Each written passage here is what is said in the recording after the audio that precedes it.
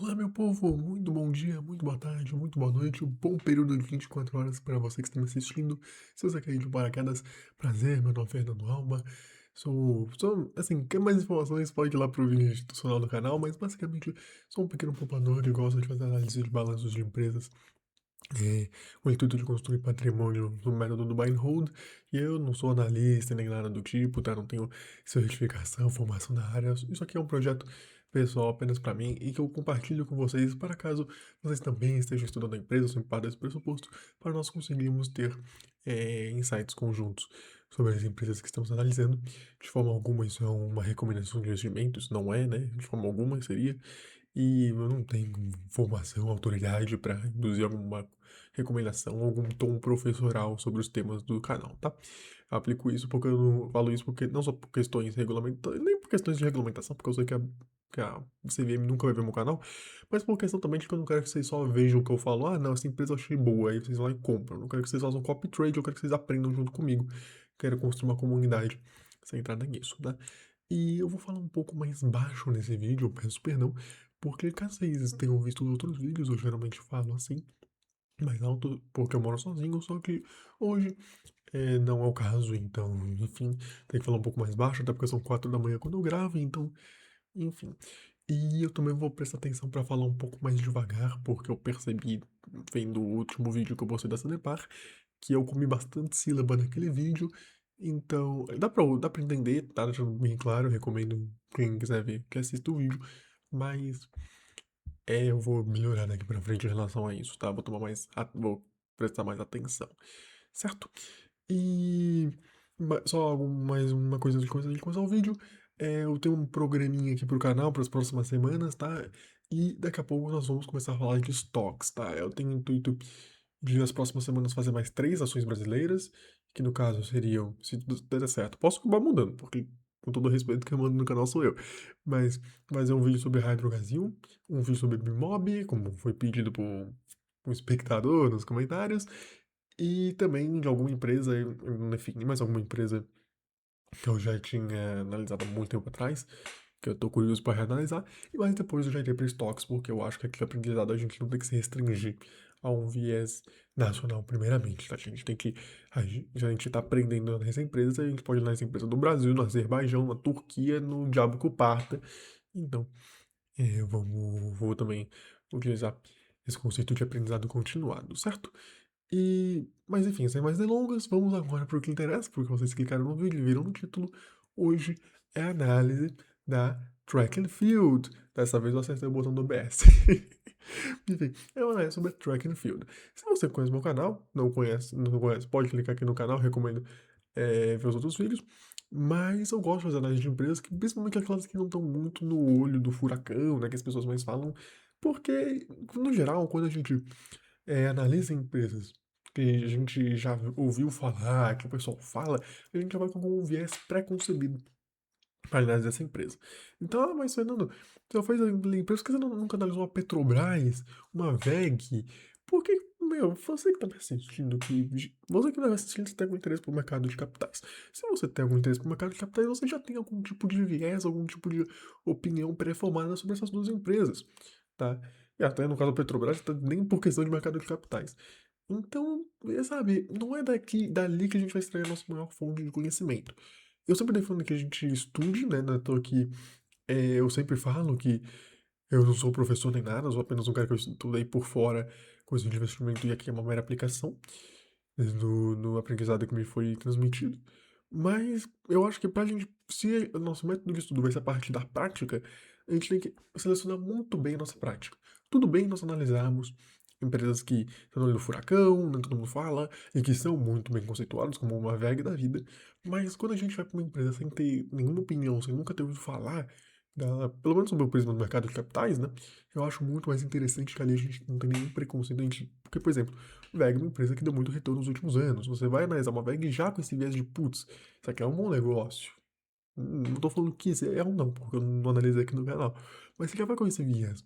Mesmo quando você analisa uma track and field, que, pô, com todo o respeito, eu comecei a me interessar pelo mercado de capitais recentemente, né? Eu sou jovem, mas, meu, eu já conhecia a track and field há muito mais tempo e eu nunca fiquei sabendo que ela tava na bolsa de valores, né? nem antes disso, que aí seria impossível porque ela não estava, nem depois quando ela fez o IPO. Então, por isso que eu achei interessante fazer análise sobre track and field, né, e isso respaldou o meu método de eu simplesmente pegar o screener aqui do Fundamentec, da lista de todas as empresas, jogar no número aleatório e começar a analisar. Foi assim que eu comecei a selecionar os ativos que estão aqui no canal. E eu recomendo que vocês façam o mesmo, tá? Nesse início, principalmente se você é iniciante, foca no aprendizado, né? Pode ser uma empresa que, meu, você nem liga. Pô, eu nunca queria analisar eco-rodovias, eu sabia que não ia ser grande coisa, mas eu falei, meu, alguma coisa eu vou ter para tirar daqui, e foi importante porque eu tirei aprendizado dali. E a track and field foi um pouco também sobre isso. Joga no relatório, mesmo que eu não tenha nenhuma opinião preconcebida, não vou satisfazer algum viés meu, é isso que a gente está procurando. Mas, enfim, com esse papinho de fora, bem, eu acho que a track and field. Boa pergunta. Eu ia falar que dispensa apresentações, mas eu não sei se é um viés local. Porque na cidade que eu cresci, sempre teve track and field, mesmo na época que só tinha loja própria. A gente já vai entrar nisso depois. Mas. Não, mas vocês não conhecem. Enfim, resumindo, lembrando, o roteirinho do vídeo sempre vai estar na descrição do vídeo, tá? Roteirinho sou eu que faço, não tem IA nem nada. Eu vou lá, analiso TR, release, apresentação, tudo, um monte de coisa. Todos os documentos da empresa e faço um roteirinho de apresentação da empresa, né? Fazendo uma análise a partir disso. Mas a Tagline pra quem não conhece, basicamente, lembrando que eu sempre faço a primeira análise dos números, então aqui eu só vou falar um pouco o que a empresa faz, né, por cima ali, e depois a gente vai ver os números, depois a gente vai ver a tese mais completa pra gente não cair em historinha, né? Qualquer coisa pode virar uma historinha maravilhosa, mas se a gente não vê isso nos números, não importa. Mas só pra gente pelo menos saber onde a gente está, a Track foi de uma empresa que atua no sistema no ramo de varejo de artigos de vestuário no âmbito esportivo, tá? É uma empresa que atua com produtos mais premium, né, de ticket mais alto, de fitness, né, no geral. Aquelas roupas dry fit ali, caras, aquelas garrafas, aquelas raquetes. É isso, basicamente. Roupa e acessórios esportivos de ticket premium mais alto, tá? Ela vai se inserir isso a partir de um ecossistema, mas isso a gente vai ver posteriormente. Até porque esse ecossistema nem tá 100% pronto, né? Então, enfim, a gente vai debater isso depois. Mas então vamos lá para os números, que é o que mais importa, pra gente ter uma base da empresa pra gente conseguir fundamentar isso numa tese, tá? O que chama a atenção da. Ah, e detalhe, eu vou tentar ser mais breve nesse vídeo do que nessa depar, tá? Porque até eu nem tenho muito tempo, eu tenho que acordar cedo da manhã. Mas enfim, vocês não estão aqui pra saber sobre minha vida pessoal, então vamos pro vídeo. Ponto é, uma coisa que chama muita atenção na track and field é que você já vê aqui logo de cara, né? Ah, e lembrando, isso aqui é o site de Fundamentei, não tem nenhum vínculo, caso vocês queiram conhecer, uma conta própria, recomendo como cliente, mas não tenho vínculo. Enfim, uma coisa que chama atenção logo de cara é que a track and field, você vê aqui no ticket da empresa, é TFCO 4, não 3. Ou seja, ela é uma empresa que você pode até pensar que, não, então talvez a ação preferencial seja com maior liquidez. Não. A única ação negociada na Bolsa de Valores é a ação preferencial. Certo? Não vou aqui falar qual a diferença entre ordinário e preferencial, presumo que você já saiba, se você não sabe. A pesquisa no Google explica bastante coisa, não é uma coisa muito difícil de entender. Mas essa é uma coisa que chama um pouco a atenção dela, porque é uma empresa de IPO recente, né? Ela fez IPO em 2020. Ó, fez aqui, finalzinho de 2020, né? Outubro de 2020. E mesmo né, nessa onda de IPOs, que foi muito marcada por ter muitas empresas do novo mercado, né, que é só ação ordinária, ela só tem ação preferencial. O restante das ações, nas ordinárias, elas estão todas nessas três controladores, que eu não pesquisei se são os fundadores, mas eu presumo que sejam os fundadores da empresa, certo? Então isso é uma coisa que já chama um pouco de atenção da governança. Porque, bem, se vocês viram aqui, vocês já tem um pouco do spoiler da minha opinião, provavelmente o título vai ser positivo por causa de tudo que eu vou deliberar aqui. Mas a governança chama um pouco a atenção, porque é uma empresa de IPO recente, com todo isso de novo mercado, e todas as ordinárias estão na mão dos controladores. E para os investidores, pessoas físicas, só restam as ações preferenciais. O que chama atenção porque mostra que talvez a empresa não queira muitos sócios, né? Não quer dividir o poder com outros acionistas. É como se ela só quisesse financiadores, entre aspas, para o ciclo de investimento dela. O que é corroborado, inclusive, pelo. Ah, lembrando, essas ações preferenciais mesmo, elas têm tag along, tá? Então esse não é um problema, mas só ter ação preferencial numa era de governança abarrotada pelo novo mercado, é um pouco estranho, né? Mostra que a posição do sócio ali para o minoritário é restrita. Só que isso não é uma coisa que chama atenção. Porque se fosse só isso, beleza, isso não é necessariamente uma coisa ruim, né? Tem empresa de ótima governança que não tá no novo mercado, tem empresa de novo mercado que é péssima governança. Por exemplo, vocês vão me convencer de que a Ambipar tem uma melhor governança que Itaú? Não. Mas a Ambipar no novo mercado e Itaú não. Então as coisas não são tão simples como um mero segmento de listagem. Só que uma coisa que. Porque se fosse só aquilo que a gente tá vendo, beleza. Ok. Eles são os controladores barra fundadores. Eles acham que sabem o que é melhor pra empresa. E os números até mostram um pouco disso, então beleza. Desde que esse controle sobre a empresa não se manifeste, né, em uma supressão dos interesses do minoritário, etc, etc, não haveria um grande problema a partir daí. Aí o acompanhamento da empresa seria essencial para ver essa deterioração eventual possível da governança. Só que não é só isso. Se você for abrir a base acionária da empresa, na estrutura acionária da empresa, você toma um susto. Porque você vai aqui, ó, pegar aqui o site do Bovespa, mas tem outras fontes, tem até no próprio TR da empresa, que eu achei mais fácil. Você vê isso aqui, ó. 877 milhões de ações ordinárias, 65 milhões de preferenciais. Aí você fala, pera, 60, como assim? 877 milhões de ordinárias, 65 milhões de preferenciais. Então esse free float aqui tá errado. Inclusive tá, mas não pelos motivos que vocês estão imaginando. E. Quer dizer, pelo presumo pelo que eu entendi, pelo menos, porque isso aqui também não tá muito certo. Não que isso seja culpa do site, tá? Mas é porque é complexo. E você fala, pô, então se tem 800 e. Vai, ó. Você pega uma 942 milhões de ações por uma empresa que tá lucrando 130, isso é como se fosse tipo 20 centavos por ação. Vai, 15 centavos por ação. E a ação tá valendo 17 reais? É um preço, lucro de 100 e não sei o que, 124? O que que tá acontecendo? Isso não é, né, valuation de Brasil. Calma, vamos explicar. O que eu recomendo, logo de cara, é ignorem todos. Ah, e também tem outra questão, né? Pô, como assim? É, vale 17 reais a ação, né?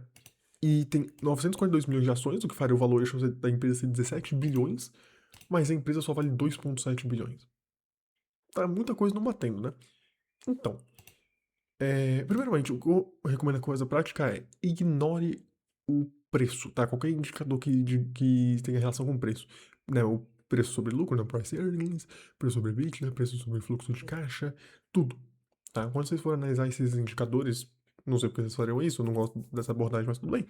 Sempre analisem sobre EV, tá? Porque o EV ele é calculado em cima desses 2,7 bilhões, que é o valor certo da empresa. Aí você pode até pensar, pô, é, talvez essa diferença dos 2,7 bilhões para os 17 bilhões seja porque as ordinárias não têm liquidez, né? Porque elas não são negociadas no mercado. Então a gente não tem muito como estimar o valor delas e aí é suprimido isso. Só é considerado preferencial. Seria um raciocínio válido, mas não o caso, tá? Porque a Track and Field, ela tem uma estrutura acionária que é muito peculiar e que eu não lembro de nenhuma outra empresa brasileira que tem esse mesmo esquema, tá? Esse mesmo esquema, essa mesma estrutura, né? Que qual é o ponto? Essas 877 milhões de ações ordinárias, elas possuem 10 vezes menos direitos econômicos que as preferenciais. Tá. Quando você tem uma empresa que tem diferenciação entre ações ordinárias e preferenciais, essas preferenciais elas têm que ter algum tipo de vantagem, né? Uma muito recorrente é a questão de 10% a mais de dividendo, que é uma coisa que você vê, por exemplo, no Bradesco, tá? Você vê aqui no Banco Bradesco, que o preço da BBDC3 da ação ordinária é R$ 14 e da 14,90 e a do preferencial é 17,56, como se fosse algo próximo de 10%, não é exatamente 10% porque a base é cumulativa, né? O cálculo é outro. Mas é como se fosse uns 10% de diferença, tá? Pra preferencial, porque a preferencial ela tem 10% a mais de direitos econômicos. Só que não necessariamente é o caso. E não é o caso do track and field, porque um dos outros requisitos que pode ser, porque né, os três requisitos e. Não é. Ou, você tem que atender um deles. E um deles é a questão do tag along, tá? Que é o que a gente tem aqui, tá? A gente tem 100% de tag along na preferencial. Então o ponto não é esse, não é questão de direitos econômicos. O que acontece na questão de direitos econômicos aqui é que as ordinárias elas têm 10 vezes menos direitos econômicos do que a preferencial. Então, é como se na prática, como não tem essa questão de 10% de dividendo mais para preferencial, é como se elas tivessem os mesmos direitos econômicos, só que a ordinária é 10 vezes menos. Então, uma ação ordinária, ela vai valer 10 vezes menos que uma preferencial. Porque elas são iguais, tendo direito a voto, etc. Mas dessa que é a diferenciação dos direitos econômicos. Então, na prática, não são 877 milhões. É como se fosse esse número dividido por 10. Então é como se na prática fosse 87,7 milhões de ações.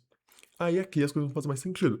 Porque se você juntar 87,7 milhões mais 65 milhões e multiplicar pela cotação, aí você vai chegar em um valor. Não vejo a conta certinho se vai chegar extremamente perto, mas vai ser basicamente a mesma coisa. Tá? Porque é basicamente isso. Ah, mas então por que eles fazem isso, né? O modelo de super voting stock, né? Que é como eles chamam isso.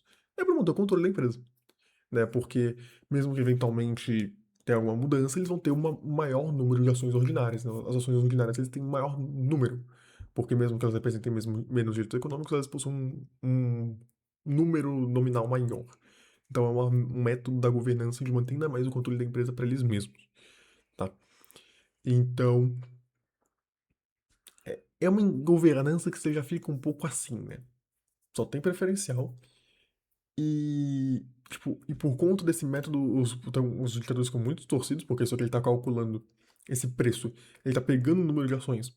O preço que ele tá se baseando aqui não é o preço market cap, é o preço da ação. Só que ele tá pegando como o preço da ação o preço de todas as ações. Ele tá pegando todas as ações que existem, 942 milhões, e julgando como se elas todas tivessem os mesmos direitos econômicos e todas valessem R$17. Sendo que na prática não seria isso. Então, tipo, esses indicadores ficam muito distorcidos por conta disso.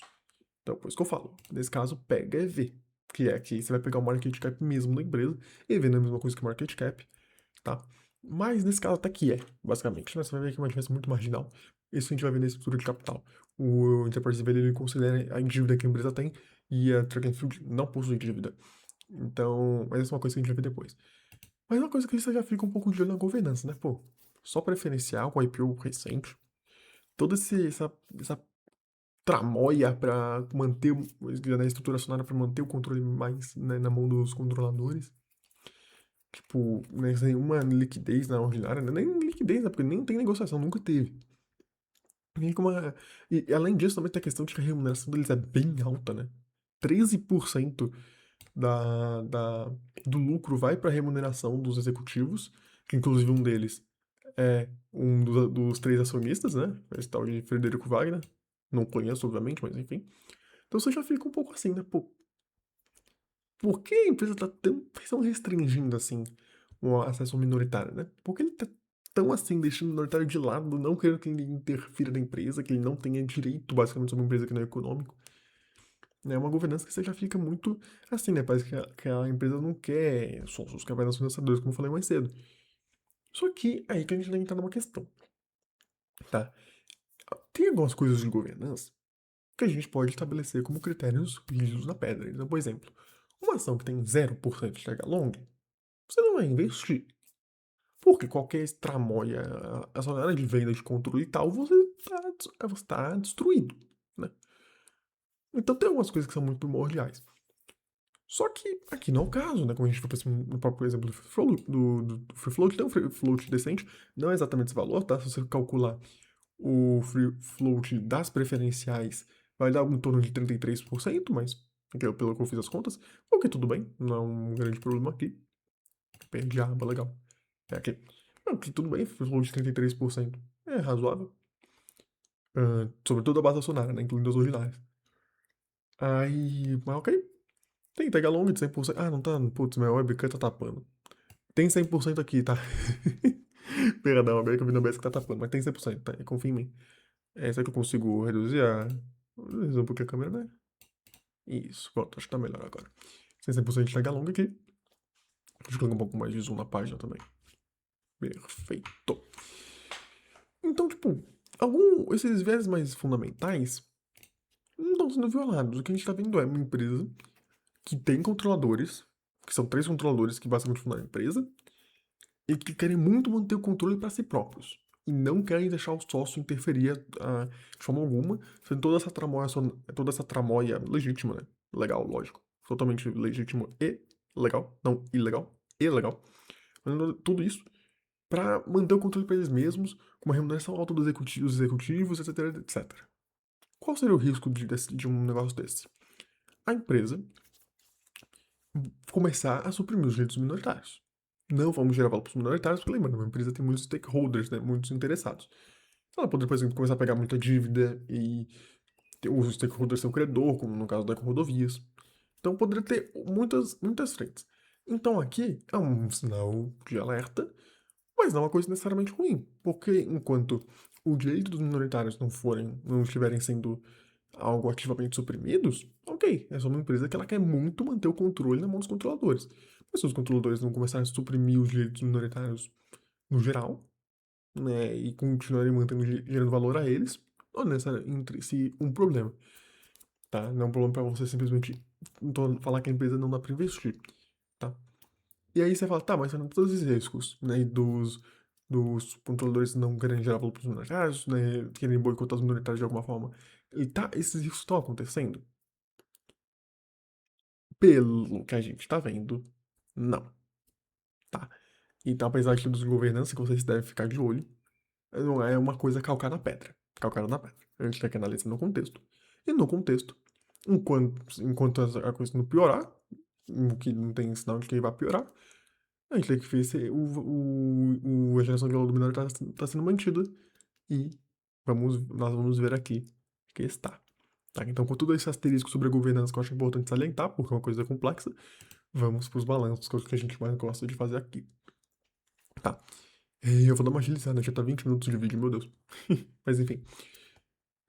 Aqui nós temos o balanço da empresa, certo? Não vai ser uma coisa mais rapidinha, aqui, só pra não deixar passar. Uma característica da empresa é que ela tem uma sazonalidade das suas receitas, tá? Se você for ver, tipo, ela tem um primeiro trimestre mais fraco e um quarto trimestre mais forte, tendo uma seção da receita conforme os trimestres, tá? E isso, sinceramente, eu não consegui muito entender o porquê exatamente, mas pelo que eu consegui, assim, ver por cima, parece ter muito a ver com a questão das coleções. Lembrando, a gente tá vendo uma empresa que trabalha muito com vestuário e artigos esportivos de ticket mais alto, né? Vestuário e acessórios como raquetes, etc, né? Bolsas, enfim. Então, provavelmente essas coleções têm alguma coisa a ver com essa variação de receita ao longo dos trimestres, coisa de royalty também, enfim, isso a gente vai debater mais tarde. Mas falando do que importa, né, com esse asterisco feito, uma coisa que chama muita atenção na Dragonfield é isso aqui. Esse crescimento aceleradíssimo de receita. Desde a pandemia, a empresa quadruplicou as receitas. É um crescimento composto de basicamente 27% ao ano. Tá? A empresa fez a IPO aqui, né, 2020. Desde então, vai pegar aqui, dá mesmo, né? Até mais, 28% de crescimento de, de receita. Então tudo já fica assim, ok. Essa é uma empresa que trabalha no varejo, setor de varejo. Como que isso aqui pode estar acontecendo? A primeira coisa que a gente pensa é abertura de novas lojas. Porque não é razoável que você olhe, nossa, a empresa, aí tem uma loja, essa loja em 4 anos vai quadruplicar essa receita só porque sim. Não é assim que as coisas funcionam, né? Assim, óbvio que seria maravilhoso se fosse, mas não é assim. Então, você pode pensar, tem a ver com a abertura de loja? Tem. Só que aí, essa é uma coisa que a gente vai acabar disso fugindo em relação aos outros vídeos.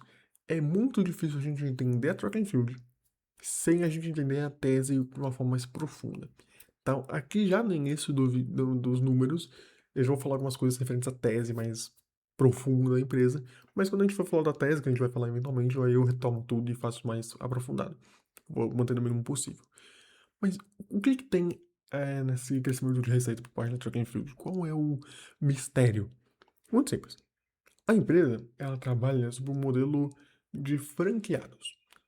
Então, ela não vai lá, como por exemplo no caso da Smart Fit, como a gente viu no primeiro vídeo do canal, e vai lá, pega dinheiro, tipo, vai lá, abre uma unidade, pega dinheiro e, e constrói outra e vai construindo assim.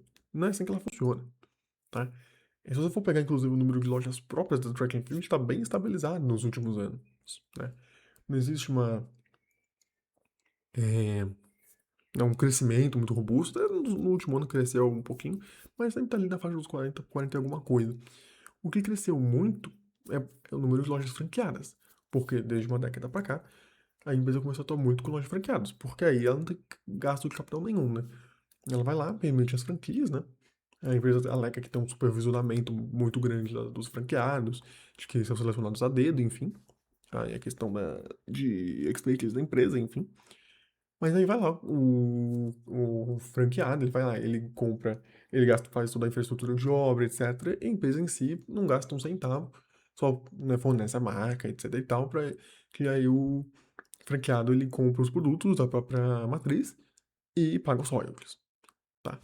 E quando você vai analisar isso, você vê que o número de lojas cresceu e cresceu muito. Tá? Um crescimento muito acelerado de lojas baseado nesse modelo de franqueados, que a empresa não tem que gastar capital. O que, né, não tem que investir muito capital, né? Tanto que o capex dela não é um capex alto. O que você pode falar que por um lado é positivo, porque permite que a empresa cresça sem gastar muito. Só que por outro lado é ruim, né? Porque obviamente as lojas próprias elas vão possuir uma rentabilidade maior, uma receita maior. Só que isso também tem um valor no tempo, né? Pra ela fazer todo esse capex, enfim.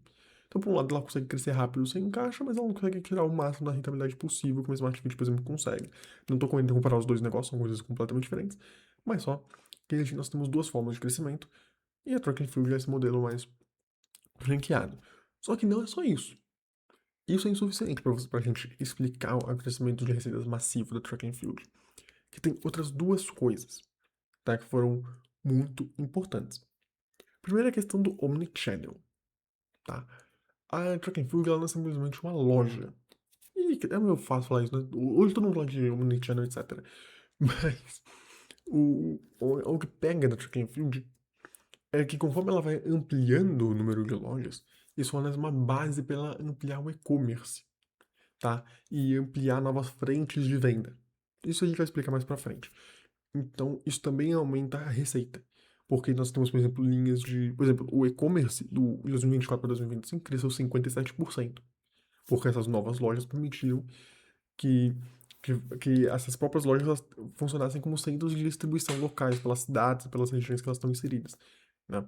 Então, tem essa questão também. Não é só questão de novas lojas e aí as novas lojas vão vender. Não, elas corroboram para ampliação de vendas em outras frentes, como o caso do e-commerce e de outros que a gente vai analisar. Mas, além disso, isso também não é o suficiente para você entender a empresa. Também tem a questão das outras frentes e da construção da marca. Isso eu vou explicar mais depois, tá? Porque é uma coisa mais. A gente tem que entender o resto para chegar lá. Mas, basicamente, a Track and Field, ela não possui só loja. Não é só a loja, só a distribuição acabou. Não, ela tenta construir um ecossistema em torno desse universo dela de venda de artigos esportivos de alto ticket, tá? Ela faz todo um ecossistema em torno disso, em torno de algumas frentes. É uma coisa ainda que não está estruturada, é prematura ainda, mas a atuação disso como é, tipo, ajuda a captar novos clientes e permitir que essas lojas, que elas já existem ou que estão inaugurando, elas não vão lá só, tipo, inaugurou e está vendendo. Não, elas cresçam muito e muito a venda a cada ano. Se você pegar o same store sales, né, nas lojas, é um same store sales de mais de 20% ao ano, né, nos últimos anos. Porque mesmo as lojas mais antigas, por conta dessas novas frentes, está estruturando o ecossistema que está captando novos clientes. Isso eu vou explicar depois. Mas a partir dessa captura de novos clientes, faz com que as lojas que já existam vendam ainda mais, tá? Então, esses são três motivos do porquê a receita está aumentando tanto. A grande parte disso é aumento de lojas, mas tem uma parte muito considerável disso que a gente acabou de falar, que é esse ecossistema que está sendo estruturado, que capta novos clientes, mas que a gente vai explicar depois, porque ainda é uma coisa bem prematura, não dá para colocar isso como central numa tese de investimento da empresa, pelo por enquanto. E tem a questão dessas novas lojas funcionarem uma, como uma possibilidade de ampliar vendas em outros ramos, não só o ramo físico ali, tá? Mas então, enfim, com isso em mente, a Intelic está crescendo muito. Novas lojas, expansão, quais as novas lojas? Expansão do comércio em outras frentes, como e-commerce, e novas frentes captando novos clientes, a partir de uma construção de marca, a gente vai debater mais tarde. Certo. Só que não é só um aumento de receita que chama atenção. Porque aumentar a receita é fácil. Não, aumentar a receita qualquer um faz se quiser. Não é o caso da Track and Field, mas poderia falar, beleza, mas tá aumentando a receita porque tá pegando dívida. E não, não é o caso da Track and Field. Mas a gente pode, vamos pegar o caso da Eco-Rodovias, né? Que a gente já fez vídeo aqui, é fácil de pegar. Pô, a Eco-Rodovias também tá crescendo receita que é um absurdo nos últimos tempos. Quintuplicou a receita em 10 anos. Mas como que ela conseguiu quintuplicar? Por conta disso que a gente falou, né? Ou de alguma coisa análoga ao que aconteceu no Track and Field? Não, ela pegou dívida. Pegou dívida e cresceu. Então, assim, crescer a receita por si próprio não é o que vai fazer a diferença. Tanto que ela quintuplicou a receita, eu dou 2 estrelas na análise que eu faço aqui. Porque ela só pegou dívida e investiu e, tipo, o que ela aumentou de receita, ela aumentou de resultado financeiro. Então, geração de valor basicamente zero. Claro, eu explico isso muito melhor no vídeo, mas enfim. No caso do track and field, não é isso. Porque esse aumento de receita líquida, a gente vai entrar na questão do resultado financeiro depois, tá? Porque aqui não é tão simples. Lá na Eco-Rodovias, por exemplo, o resultado financeiro era juros. Aqui não tem questão de juros, tá? Então, por isso que eu falei, tipo, você pode ter pensado, pô, você falou que não tinha dívida até resultado financeiro. Nós vamos chegar lá, tá? Mas não é isso, não é questão de dívida, empréstimo, de etc, tá? Mas enfim. Mas não é só, a receita dele tá aumentando. O EBITDA também tá aumentando. E tá aumentando mais do que a receita. Se eu pegar desde 2019, 27% ao ano de receita líquida num retorno composto. O EBITDA, 33%. 33%. Eu fui fechar a janela, desculpa. 33%. Isso você vê na margem EBITDA, né? Subiu de 19% para 25%. Então aumentou a receita e aumentou ainda mais o EBITDA, tá? Aí você fala, tá, mas como? Muito simples. Quando a gente tem uma empresa como a Track and Field, é uma empresa que ela está claramente numa fase de high growth, como né, naquele gráfico da Modaré. Né? Eu não vou pegar aqui porque, enfim. Mas ela é uma empresa que ela tá, que o foco dela, que ela tá num ciclo de crescimento massivo. Crescer para crescer, crescer. E quando você vê uma empresa que ela tá para crescer, crescer, crescer, lógico, quando a gente tá vendo uma empresa atuar, né, principalmente com viés de acionista, a gente sabe que ela cresça aumentando rentabilidade.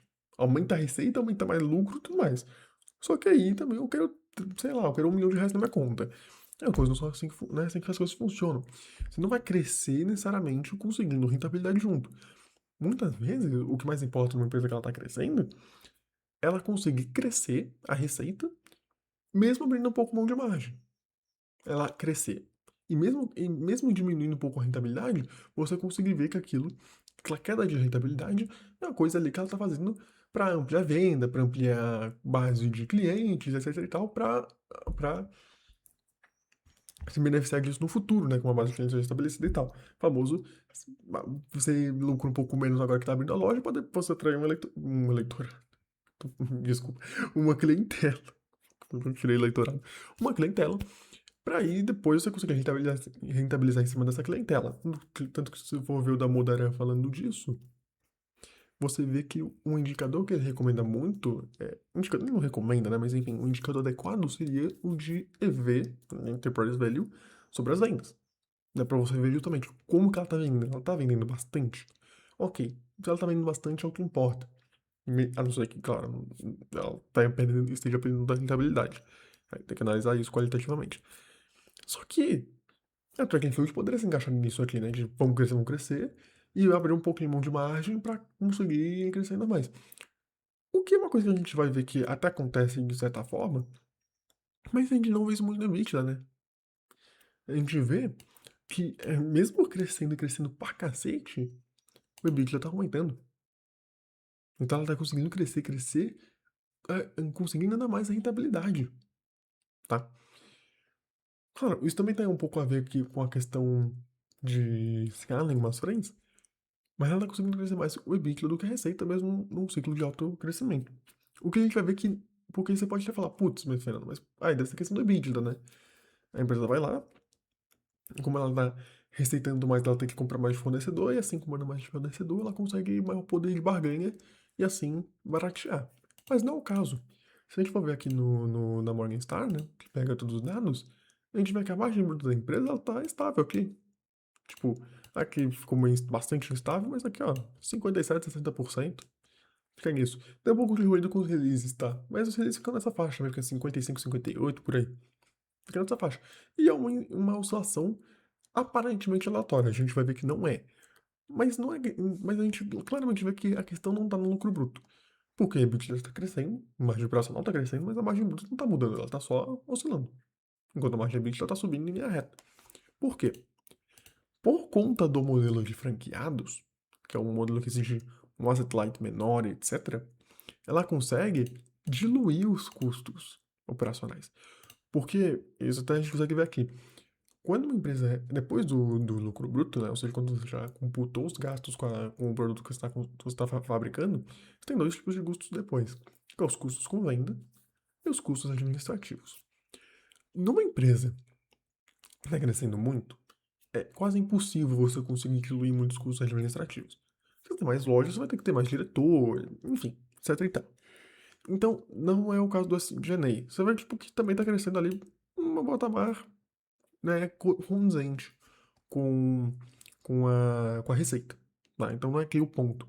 Lembrando, aqui também vai ter ruído com os ITRs e LIS, enfim, mas aqui dá pra, tipo, dá pra usar como base. Só que o que a gente vê é uma diluição dos custos de vendas e marketing. Que chegou a ser 31% da receita, ok, era 26, 31, enfim. Mas agora tá menos de 20. Porque ela consegue ir mais longe, ela não precisa gastar tanto ela mesma, ela consegue diluir um pouco desses custos operacionais, mantendo a receita, mantendo a rentabilidade subindo. Então ela consegue, mesmo num ciclo de alto crescimento, ela consegue, ela vai aumentar o gasto com vendas e marketing, porque tem mais loja, só que proporcionalmente menor do que as lojas em si. Ela consegue crescer, diluindo um pouco os custos com venda, né? Diluindo um pouco esses custos operacionais. A partir dessas novas frentes que a gente vai ver e muitas outras coisas. Isso são coisas interessantes, né? Porque tá, meu, tá crescendo pra cacete, não sei o quê, mas mesmo assim ela consegue diluir um pouco no custos com vendas e marketing, aí por uma infinidade de motivos que a gente vai ver mais pra frente, certo? O que já mostra uma coisa interessante, que é, mesmo um ciclo de alto crescimento, que o foco não é rentabilidade logo de cara, etc e tal, a gente já consegue ver um princípio de alavancagem operacional. Porque essa maior receita, ela vai passar do lucro, na margem, no lucro bruto da mesma forma, né? Uma forma relativamente aleatória que eu vou explicar logo a seguir. Só que quando ela vai passar pelos custos operacionais, ela passa por menos custos. Porque o custo administrativo ele vai crescer, só que o custo com vendas e marketing, ele conseguiu diluir. A empresa conseguiu diluir. Então, um pouquinho de receita vai gerar um pouquinho a mais, tipo, vai, 10% de receita, conseguir gerar um 13% a mais de margem líquida, e a margem líquida vai crescer mais em consequência. Então, se eu for pegar aqui um release, né, que é um release da Track and Field para mostrar para vocês resultados, vou pegar aqui esse último do segundo trimestre. Bom, aqui eu só quero saber do lucro. A gente consegue ver que, ó, não, quero o bagulho todo. Aqui. A gente consegue ver, ó, 26% a mais de receita, conseguiu 29% a mais de lucro bruto, mas aqui é uma oscilação favorável. Só que, ó, 26% a mais de receita, 29% a mais de lucro bruto, 33% a mais de EBITDA. Porque o que entra a mais de receita passa por menos custos operacionais porque está diluído. Então, um pouquinho mais de receita gera um pouquinho a mais ainda de lucro operacional e assim a alavancagem operacional se forma. A gente vai ver aqui que o lucro líquido não subiu da mesma forma, né? Que, ó, 26% de receita, 37% do aumento do EBITDA ajustado, né? Você pode ajustar, não sei o que está ajustando aqui, mas enfim.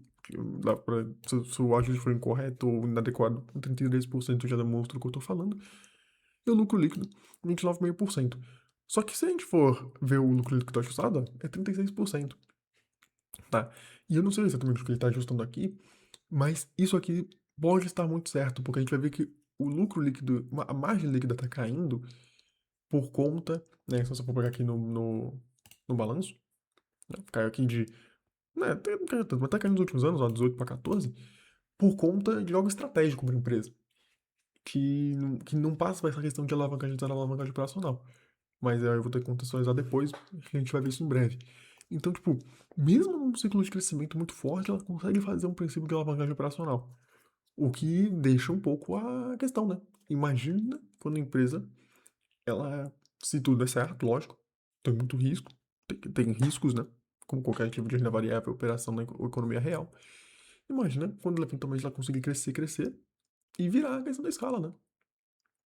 Ela pode chegar num ponto que ela vai querer tanta escala que essa alavancagem operacional vai vir a galope, porque mesmo num ciclo de alto crescimento que tem muito custo, etc, etc, não tanto aqui, né? Porque tem a questão do modelo de franqueados, mesmo assim ela está conseguindo fazer um princípio de alavancagem operacional. Então, para o futuro, sobe uma frente gigantesca possível, né? Que vai ser complementada um pouco pelo ecossistema que a gente vai ver depois. Enfim. E só explicando, mas enfim, dada essa observação sobre a possibilidade de alavancagem operacional mesmo em ciclo de alto crescimento, só uma coisa aqui, para explicar a margem bruta. Quando a gente vai analisar as receitas da empresa, ela tem algumas fontes principais, né? Lojas próprias, franquias, royalties e outros. Eu não gosto muito de juntar royalties e eventos aqui, porque tá juntando duas coisas diferentes. Mas o ponto é, quando ela atua com franqueados, ela tem duas formas de ganhar dinheiro, que é o franquias, que no caso aqui seria a venda dos produtos da empresa para os franqueados, e os royalties. Aí é autoexplicativo, né? Se você vai ter uma franquia, você tem que pagar os royalties. E o que acontece? A margem bruta fica meio gangorra, porque aí a gente vai ter uma diferença grande de sell-in e sell-out. Ou seja, o que é sell-in e sell-out? O sell-in é quando a empresa está vendendo o seu produto para um franqueado ou para algum outro negócio, um negócio B2B, né? Que para esse outro vendedor revender depois. O sell-out é quando você vende o produto para o consumidor final, certo? Certo.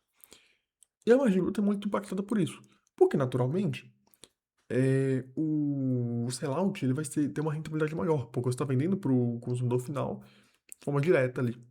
Então, por isso que a margem bruta oscila de forma parece aleatória. Quando um trimestre ele possui um sell-out maior em relação ao sell-in, ele vai ter uma margem bruta maior, porque ele vai conseguir repassar, porque como ele vai vender para o consumidor final direto, ele vai ter uma rentabilidade um pouquinho maior. Nada de muito gritante, mas vai ter. Enquanto em trimestre que possui mais sell-in, ou seja, a empresa ela vende proporcionalmente mais do que em outros trimestres para os franqueados, ela vai acabar tendo uma rentabilidade menor, porque o sell-in tem uma rentabilidade menor, e assim vai cair um pouco a margem bruta. Mas, gente, como eu disse, é coisa de, tipo, 55 a 58%, enfim, tipo, uma coisa muito pouca, não é uma coisa relevante aqui. Então, assim, não é isso que vai mudar na reta da empresa, isso até dá pra ignorar solenemente, tá? Porque não é seu ponto. E primeiro que você vender pra franqueada é bom, né? Porque mostra que você tá aumentando ainda mais franqueada, então pode ter que uma margem bruta, mas tá aumentando mais o número de franqueados, tá vendendo mais, tá lucrando mais, tá tudo certo. Tá? Até porque é uma margem bruta alta, tá? Uma empresa de vestuário com mais de, pô, 55, 60% de margem bruta é bastante interessante, certo? É uma coisa muito, muito interessante mesmo. Não é uma margem bruta baixa, que 2 pontos ali vão mudar a empresa, tá? Enfim, eu já parei. Tá, diluição do VM, já falei, tá. Eu tô usando o roteiro que tá na descrição pra guiar aqui o que eu vou falar. E vamos falar então da questão do porquê a alavancagem operacional não tá se transferindo.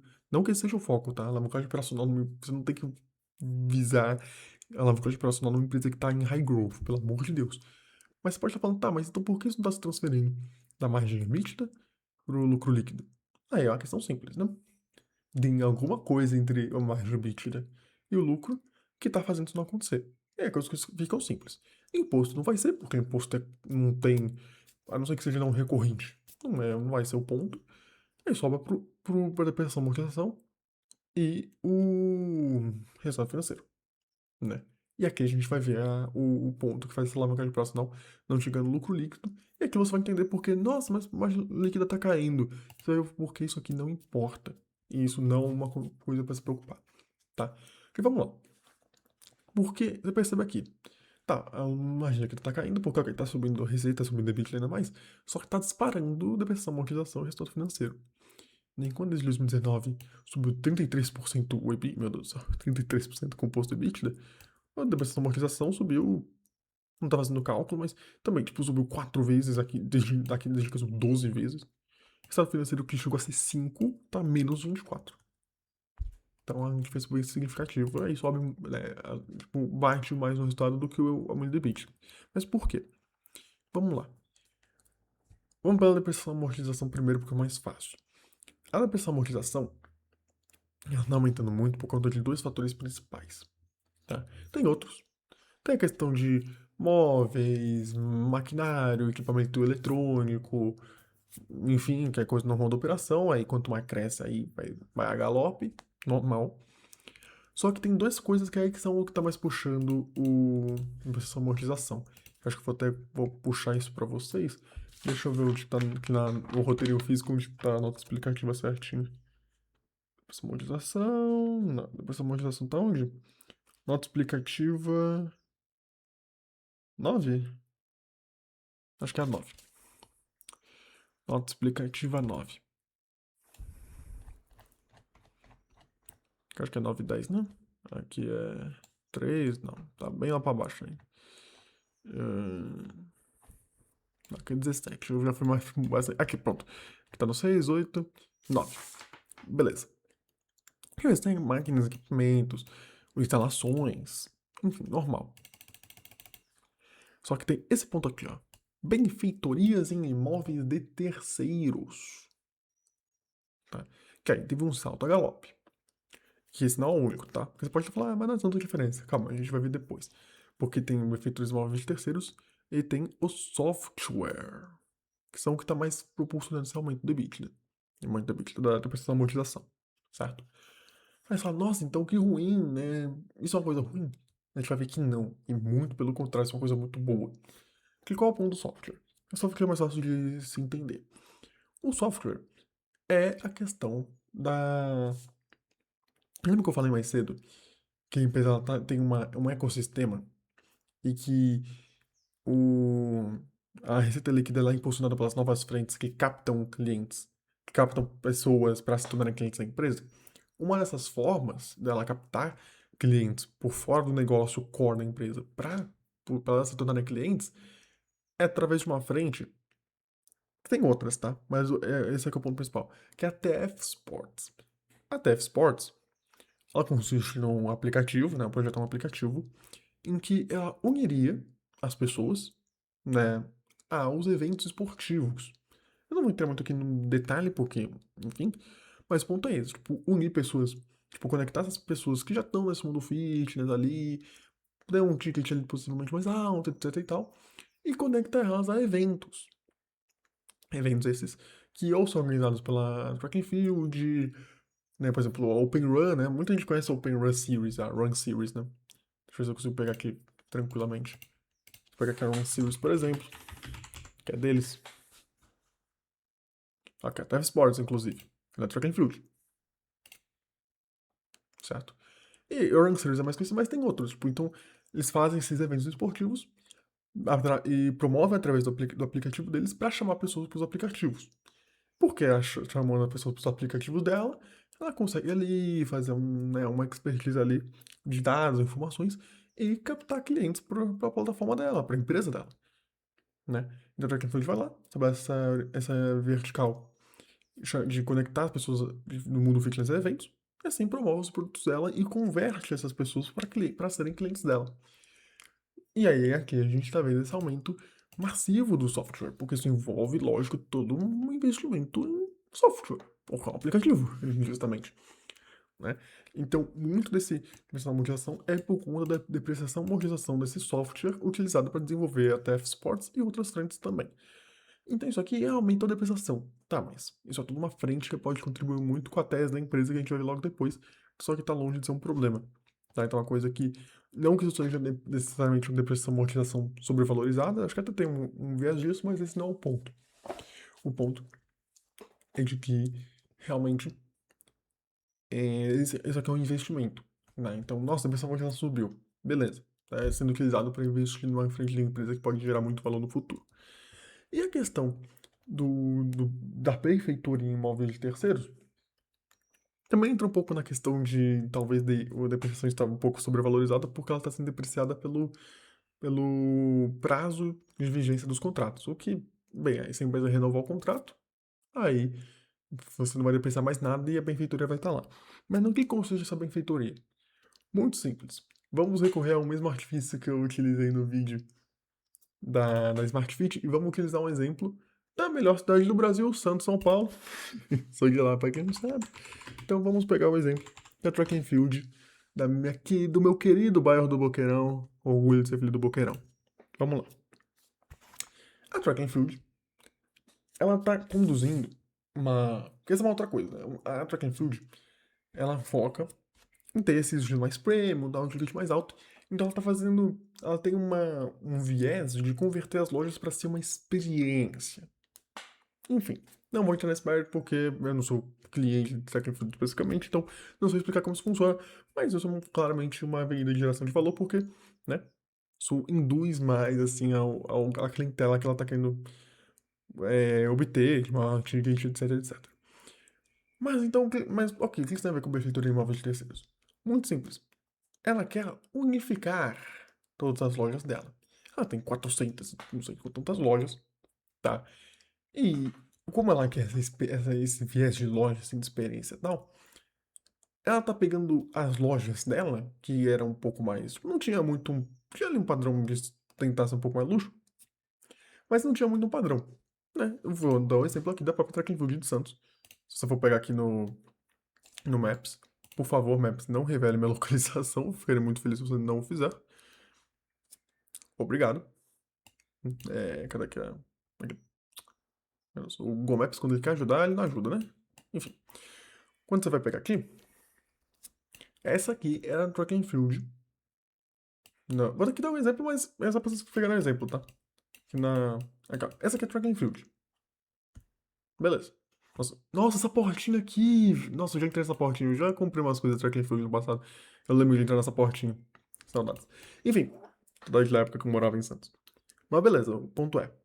Essa era o intuito. Tipo, essa é uma loja da Track and Field padrão. Beleza. Só que ela tá querendo converter no que eu falei, né? Em umas lojas mais experiência.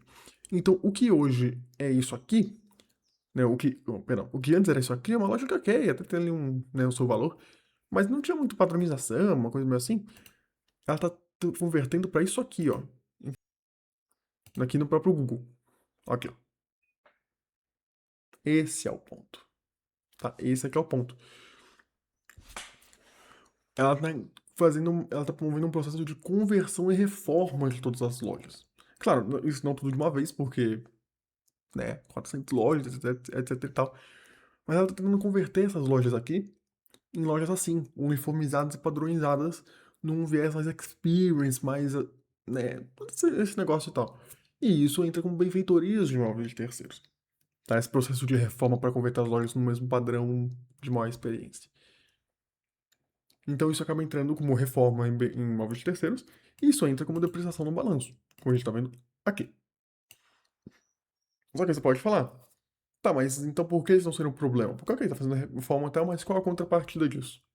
Muito simples. Vamos lá para a apresentação. Se você for ver, eu não sei se vai estar aqui na apresentação exatamente. Tomara que esteja. Senão vai parecer que eu tô tirando informação do além. Mas enfim, o ponto. Tá aqui, ó. Cadê? O Same Store Sales. O Same Store Sale da empresa, pô, não tá aqui. Ah, isso me quebra, pô. Mas basicamente, o Same Store Sale da empresa, ela tá em 23%. Ou seja, que tipo, uma loja que no ano passado faturava 100, hoje fatura 124 em vendas. Ou seja, uma coisa bem significativa, 24% de same-store sales. Só que, nessas lojas reformadas, a média é 44%. 44%. Quando ela induz essa reforma nas lojas, ela consegue alavancar muito as vendas. Porque ela traz todo esse viés de experiência mais premium, que é o que os clientes dela acabam achando mais interessante. E também essas reformas não são uma questão de estética, ela também incorpora outras frentes do ecossistema que a gente vai analisar mais tarde. Então, assim, entra numa questão de que, assim, beleza, então uma questão está assumindo por causa do software, que é a questão de outras frentes, etc, etc. que pode gerar valor, então não é um problema assim, é só uma coisa contábil por enquanto. E a outra parte, que está afetando bastante, é benfeitor em imóveis de terceiros, que são essas reformas, que estão gerando muito valor. Então, assim, nossa, está subindo muito a depreciação e amortização. Não tem que se temer, tá? Porque parte disso é parte natural da empresa. A empresa está crescendo, tem que ter mais equipamento, maquinário, PC, etc. E aí deprecia e não tem o que fazer. E outra parte é investimentos que ou vão gerar valor desse planejamento, né, no caso dessas outras frentes, TF Sports, etc., ou já estão gerando valor, que está fazendo reforma, e quando a reforma entra, same store sales é o dobro das lojas normais, que já é um same store sales extremamente alto, tá? Então, beleza. E o outro ponto, né? O resultado financeiro. Não, o resultado financeiro também está crescendo muito, porque beleza, eu já entendi que a depreciação e amortização é de boa. Mas o resultado financeiro? Simples também. Nada disso é juros de aluguel, de empréstimo, tá? Dá para dividir esse resultado financeiro em dois. Metade é para os juros de arrendamento mercantil, tá? De direito de uso, etc. E tal. Resumindo, um aluguel na mesma norma contábil, desde 2019, na IFRS 16, ele não entra como custo operacional, ele entra como dívida. Só que como esses contratos são longos, como é que acontece essa contabilidade? Ela não vai entrar só, por exemplo, numa via específica. O custo do aluguel ele vai ser dividido em dois. Em que você vai pegar, por exemplo, todo o fluxo de caixa que você vai pagar todo mês no aluguel ali, e você vai trazer valor presente, né? Descontando juros, etc, etc. Esse valor presente, você vai depreciar como... Você vai provisionar como depreciação e amortização. Só que o que exceder esse valor presente entra como resultado financeiro. O que na prática é basicamente custo de aluguel, é parte do custo de aluguel. Então, metade, só que você pode ignorar, porque é como se fosse custo de aluguel, parte do custo de aluguel, e isso na prática é o custo operacional da empresa, então não faz muita diferença.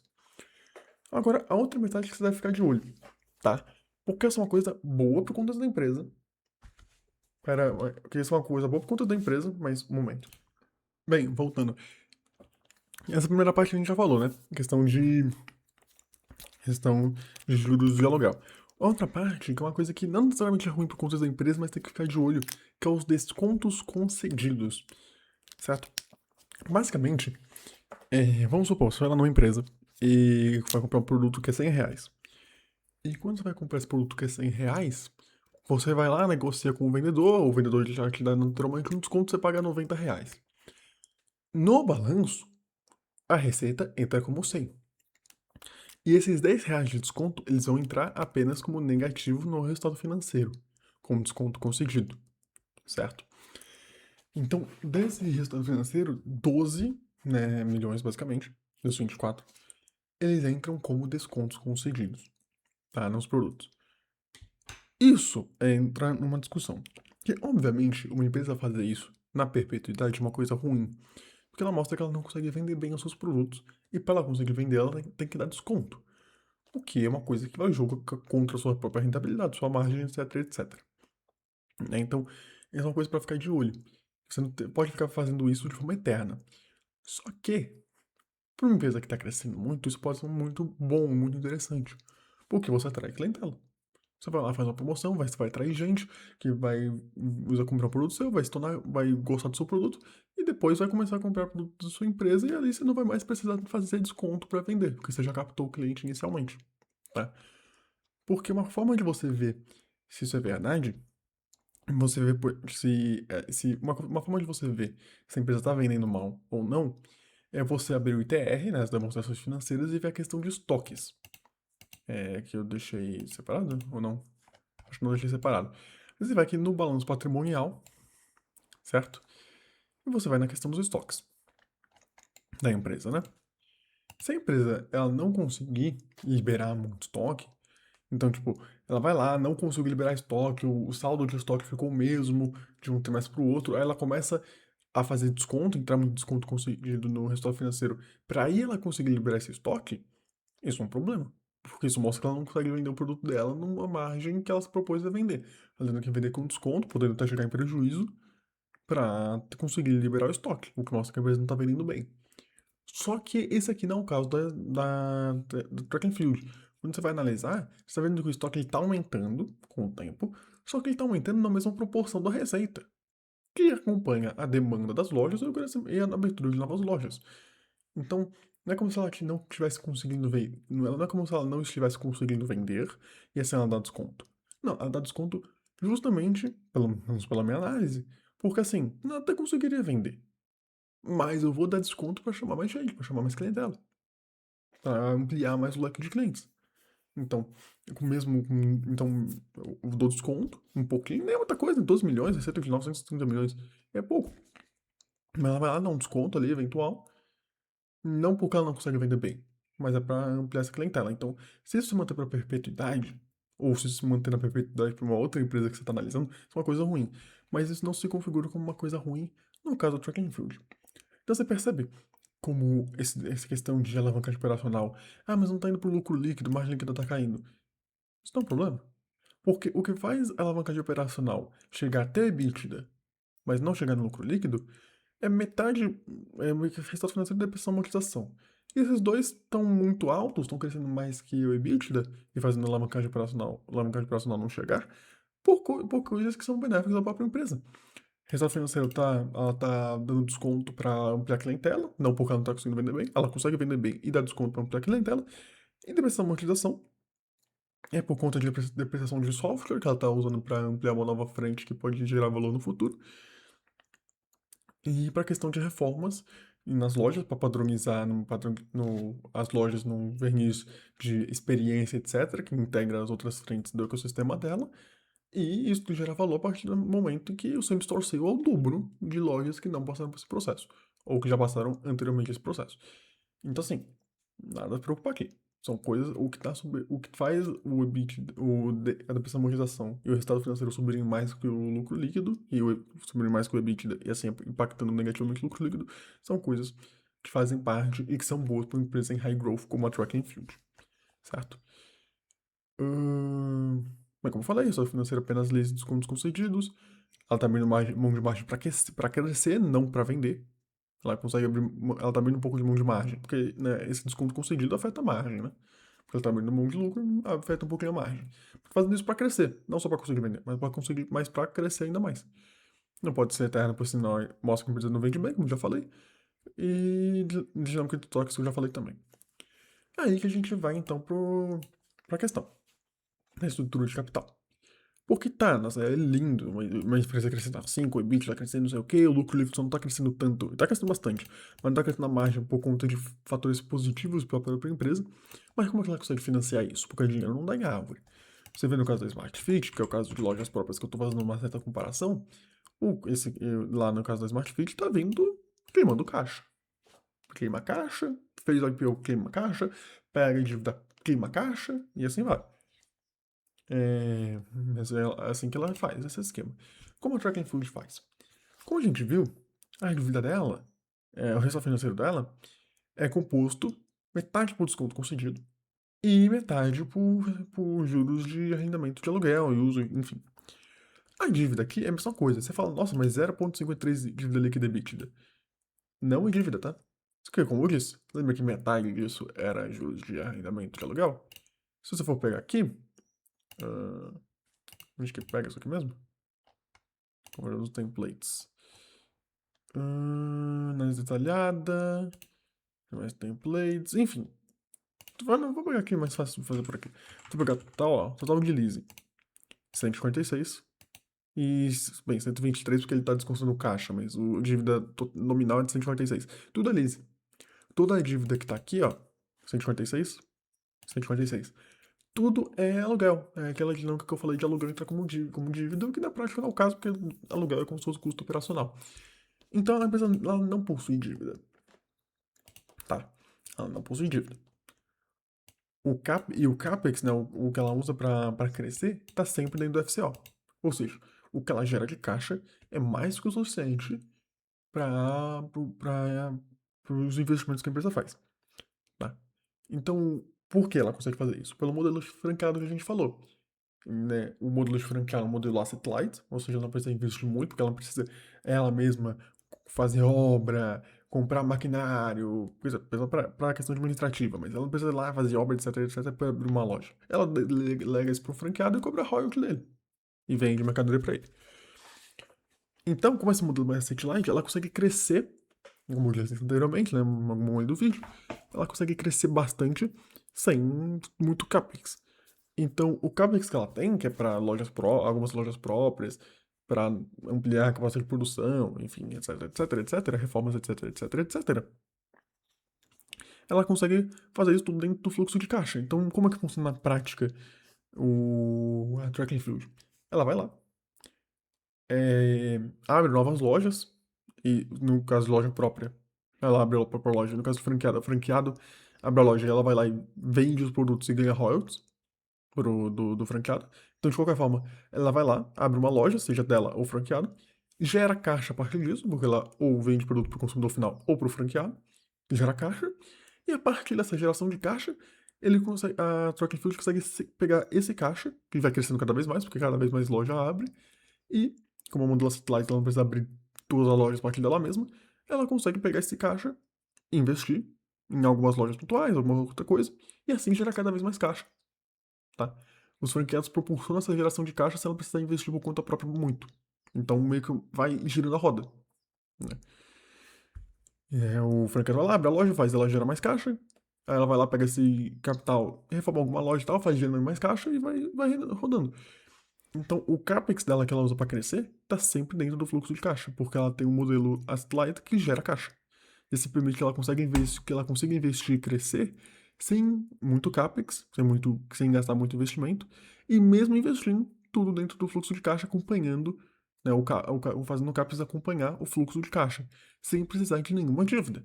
Porque ela até poderia ter um pouco de dívida pelo patamar, pela estrutura de capital dela, poderia até ser benéfico para manter o imposto de renda, mas ela prefere não fazer isso. Ela não faz.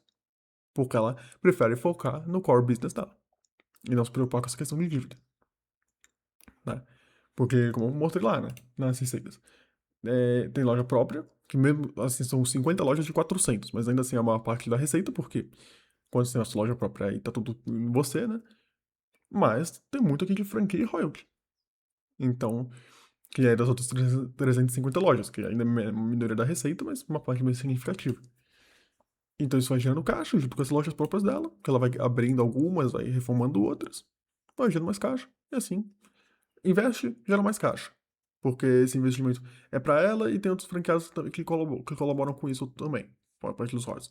Aí gera mais caixa, investe, gera caixa dela mesmo do franqueado, tá? E assim vai. Tá? Então isso permite um modelo que gera caixa, como eu falei, e permite um crescimento sem dívida, de forma desalavancada. Que é bem interessante para o Brasil, que tem um custo, né, de dívida estruturalmente alto, né?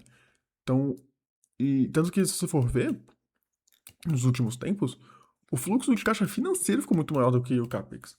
Ou seja, a empresa, o maior gasto dela no fluxo de caixa não é CAPEX para crescer, etc. Ela gasta muito com recompra e dividendo. Ela paga um dividendozinho ali. Aqui esse payout tá. Não, aqui esse payout. Não, porque o payout tá certa. Mas confundi com o LPA. Mas, tipo, assim, mesmo que ela tenha muito dinheiro pra fazer CAPEX, né? Ela faz 103 milhões de fluxo de caixa, 47 de CAPEX. Ela poderia investir mais em CAPEX, poderia.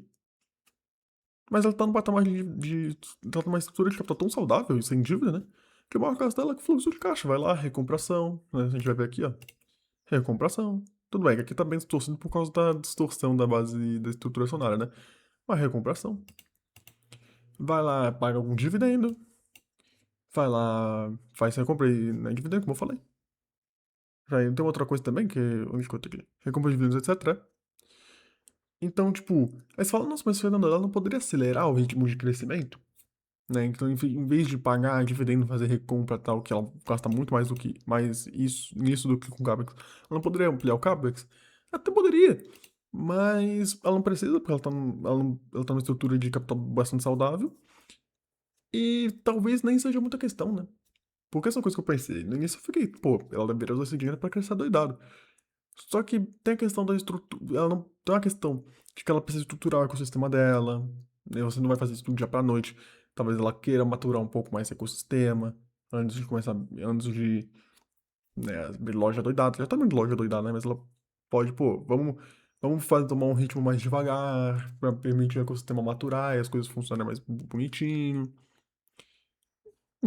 Essa é a tese que eu criei, que eu acho, né? Uma percepção a partir da minha análise, né? Que poderia crescer mais, mas tem um risco de prematuridade do ecossistema.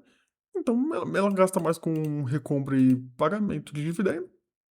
E, mesmo assim, investir isso tudo dentro do fluxo de caixa. Né? Consome um pouquinho de caixa, mas sempre tá ali com o fluxo de caixa ali positivo. Então, tipo, percebe como uma empresa muito redonda? Eu já falei, tem mais lucro e tal. Lojas indo muito bem pro. É, aí também esse fluxo de caixa não só pela abertura de novas lojas aos franqueados, mas também que o same-store sale de 20%, né? Isso também favorece muito a geração de caixa da companhia. Mas a geração de caixa não depende disso, né? Porque não depende só desse same-store sales, né? Tem a questão dos franqueados que eu já falei. Então, tipo, você percebe como aqui tá uma empresa super redonda? Uma empresa que cresce, cresce, cresce adoidado, com uma alavancagem operacional muito interessante, apesar de não se transmitir no bottom line bottom, assim, mas não se transmitir no bottom line por motivos estratégicos da empresa que eu já falei aqui, na minha análise pelo menos.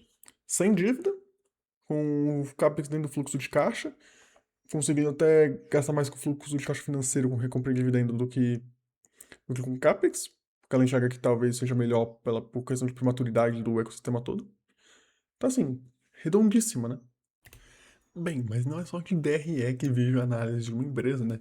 A gente já viu muitas coisas interessantes aqui no balanço e corroborando um pouco com a tese mais primordial, né? Que eu falei um pouquinho coisa da empresa, mas também é uma empresa vive de ITR, né? A gente tem que analisar os demonstrativos financeiros para a gente saber bem a fundo o que está acontecendo com as empresas que a gente está analisando, certo? Aqui eu vou ser um pouco mais breve porque tem muita coisa. Quando você vai abrir ITR, tem muita coisa que. Ué, a data aqui. Você vê muita coisa que parece estranha no início, mas depois você fala, não, ok, tá. E meu papel aqui vai ser mais só explicar, tipo, o que que são essas coisas. Tá, porque essas aqui tá muito segredo da empresa. Então, tem um pouco de segredo da empresa, mas você compreender algumas coisas, não necessariamente no sentido de transformação. Nossa, agora que eu vi isso aqui, meu Deus do céu. Vamos lá. Uma coisa que eu acho que chama atenção, logo de cara quando você vê, é essa linha aqui, ó. Contas a receber. Vou dar um zoom aqui, ó. 241 milhões de reais de contas a receber. O que é, pô, bem significativo, considerando que a empresa tem 900 milhões, né, de receita por ano. Aí você fala, tipo, nossa, 240 milhões de contas a receber? É uma diferença de 55 milhões. A empresa tendo que vender a prazo e tá tendo inadimplência, não sei o que, não sei o que. Não. Tá, não. A questão é bem mais simples, na verdade. Eu vou indo aqui para a nota explicativa 5, a gente vai ver que é uma questão apenas de operadora de cartão e de royalties dos franqueados. Não tem nada demais. Desses todos 200 e... Aqui, ó. Desses 241 milhões, 114 milhões são, tipo, ela tem contas a receber, né? Ela vai receber de operadoras de cartão, então são ali transações que foram feitas ali no final do ano e que no dia 31 de dezembro de 2024 ainda não tinha caído, porque eu tô pegando TR do final de 2024, né? Do ano fechado. Ele ainda não tinha caído na conta da Track and Field, mas assim, é só questão de tempo, né? Tem o tempo de processar o pagamento, etc e tal. Então, é só isso, não tem nada de excepcional. E a mesma coisa pelos franqueados, né? Os franqueados eles vão pagar royalties, eles pagam royalties não valor fixo, eles pagam em cima do valor das vendas, etc e tal. Então também tem essa questão. Ali no final do ano ele vai lá, computa tudo e depois paga. Então, assim, não existe uma questão de inadimplência aqui. Tanto que se você for ver, a provisão para perda é baixíssima. Tipo, dos 242 milhões, eles provisionam 500 mil para alguma eventual perda por alguém dar um calote. Isso é muito, muito baixo, né? Então, isso aqui são receitas seguras. Então, esse quando você receber, você não tem que ficar preocupado. Porque é só operador de cartão e royalties franqueados que são receitas completamente seguras que vão acontecer, porque são essenciais para o próprio negócio. Para o franqueado é o negócio dele, o operador de cartão é o operador do cartão. Tanto que se você for ver, esse contas a receber, ele cresce na mesma proporção da receita. Porque é isso, é na questão completamente tranquila, certo? Claro, isso pode ter alguma mudança, mas aí não agora no momento, tá? É a mesma dinâmica, ela vai mudando, pode ter uma mudança disso pro ano que vem, mas a gente nunca sabe. Mas aqui, tranquilo. Mesma coisa pro estoque, o estoque ele cresce no ritmo da receita. Não, se for ver o valor de estoque, ele vai crescer também no mesmo ritmo da receita, que aí ele vai lá, tem a expectativa do seu store sale, tem a abertura de novas lojas, normal, daí tudo bem também. Que inclusive é até uma coisa interessante, porque de estoque pronto assim é só 14% de crescimento de 2023 para 2024, sendo que teve um crescimento de 22%. Mas é porque aí também teve parte disso foi pra quem mesmo? Tá escrito aqui, ó. É, processos de produção e essas outras coisas que são base para crescer ainda mais, né, esse estoque no futuro. Então também o estoque cresceu ali, cresceu um pouco abaixo do. Tipo, para você ver como a empresa vende bem, né? O estoque ele cresceu abaixo. O estoque final ele cresceu abaixo do, da receita, né? Não precisou repor tanto porque vendeu bem. Tipo, não precisou assim tanto porque vendeu bem. E ainda assim teve coisa pra, tipo, aumentar o estoque. Então, né, tipo, que se a empresa não estivesse vendendo bem, ela não teria por que aumentar mais o estoque, etc e tal. Enfim. Então, tranquilo. Estoque cresce no ritmo da receita no geral, beleza. Tá conseguindo manter ali a demanda e a oferta ali equilibrada, então tá tendo que precisar queimar estoque, tanto que a gente viu ali que tá vendendo bem, e beleza. Pouca produção propriedade de estoque, porque se a gente for ver, no estoque aqui, eu vou pegar a nota explicativa 6, eu devo ter pego logo de início. Nota explicativa 6, tem uma parte aqui de estoque que eles fazem provisionamento, ó. É que foi o que eu falei, né? Produtos acabados, enfim. Cresce no total no ritmo da receita, tá crescendo, aqui cresceu mais que a receita, inclusive, tá? Então, é melhor, né, do que eu falei. Porque que ela tá gerando mais estoque, porque ela tá vendendo bem e ela acha que vai vender ainda melhor como conseguiu vender com os estoques saiu de 20%. Mas se você for ver, a perda de estoque esperada tá só em 2,5% da receita. Então, o que é a provisão para perda de estoque? É alguém roubar o estoque? Não. É o estoque fica obsoleto, porque, tipo, a Track and Field, como empresa de vestuário, ela trabalha com coleções, né? Aí essa perda de estoque, putz, encalhou o estoque ali daquela coleção e aí vai ter que provisionar para perder, porque aí você não vai ter como vender uma peça de verão no inverno, etc. Só que isso é 2,5% do estoque. Isso é um valor bem baixo.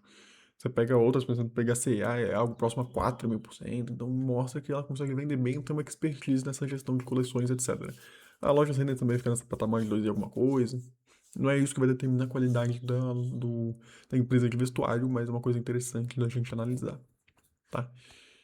É, e outra coisa também que você vê aqui logo de cara também que aumentou muito, você fala, nossa, mas como que isso aumentou muito do nada? É esse aqui, ó, arrendamento de... Não. Arrendamento de direitos de uso a pagar. Subiu quase 50%, né, de 84 a 135 milhões. Ah, nossa, de onde veio isso?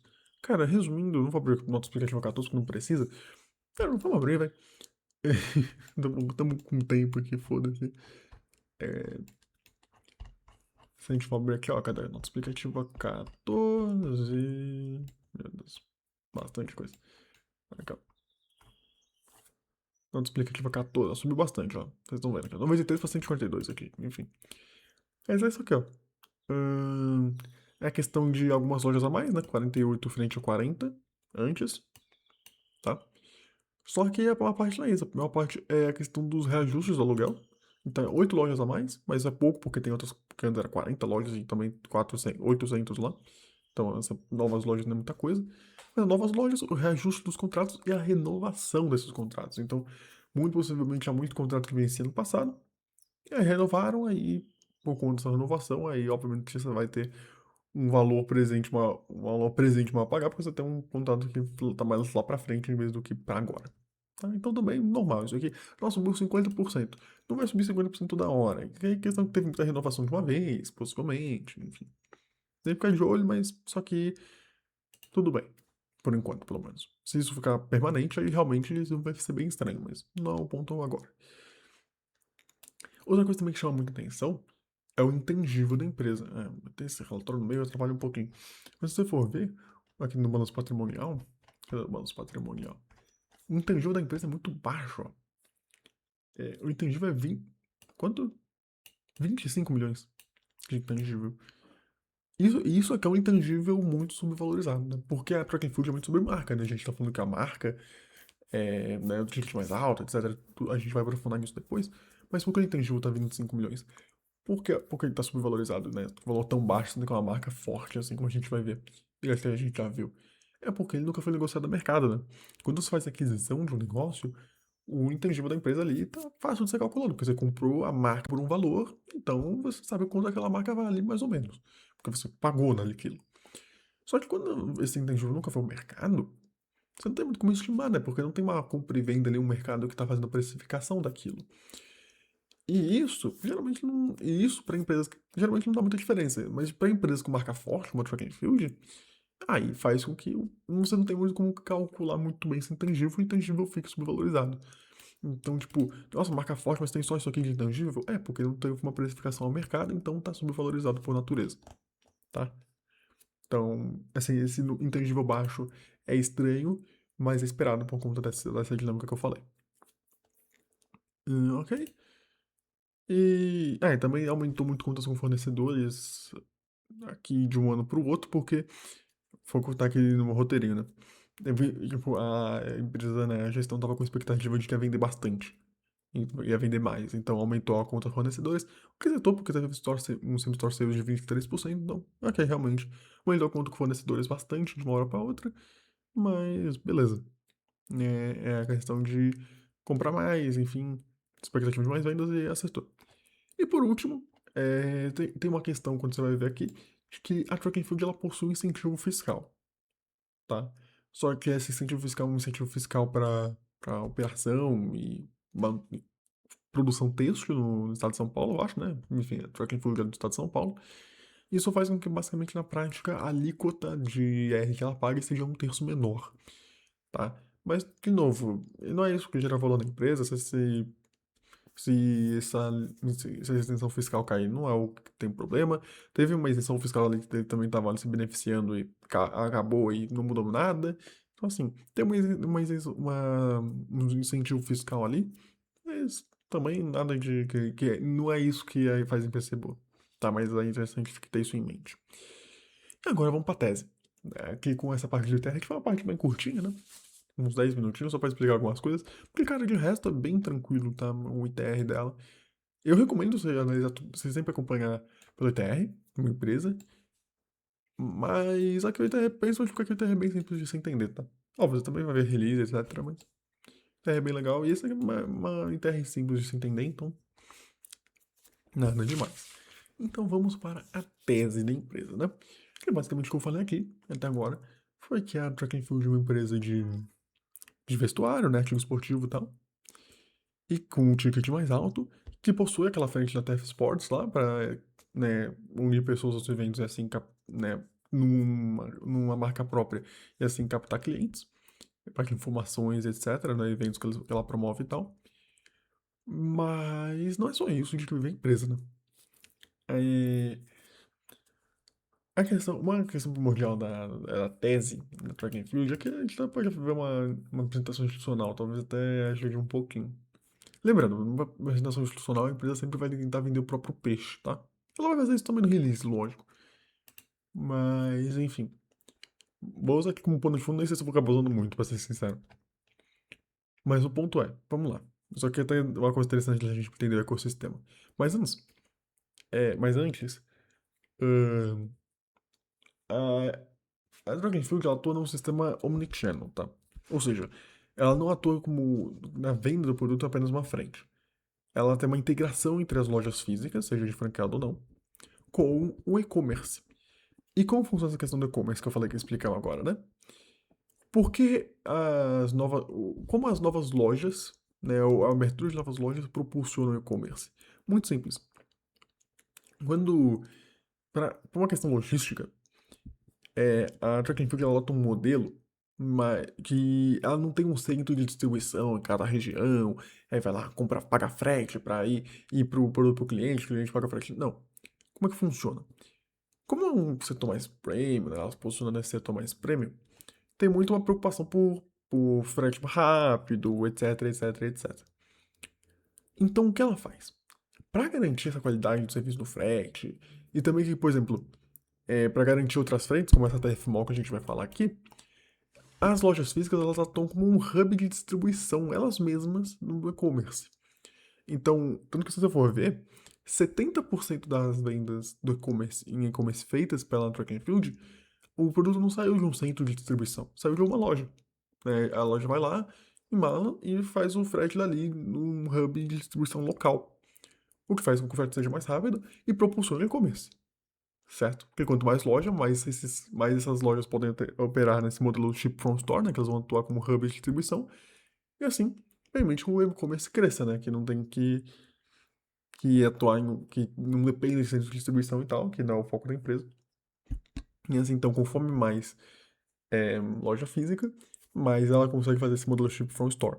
E assim, assim, propulsionar o e-commerce com a loja sendo um hub de distribuição local.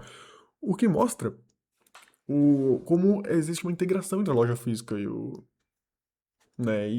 e-commerce. Tanto que isso é muito evidente nesse TF Mall que a gente vai explicar daqui a pouquinho.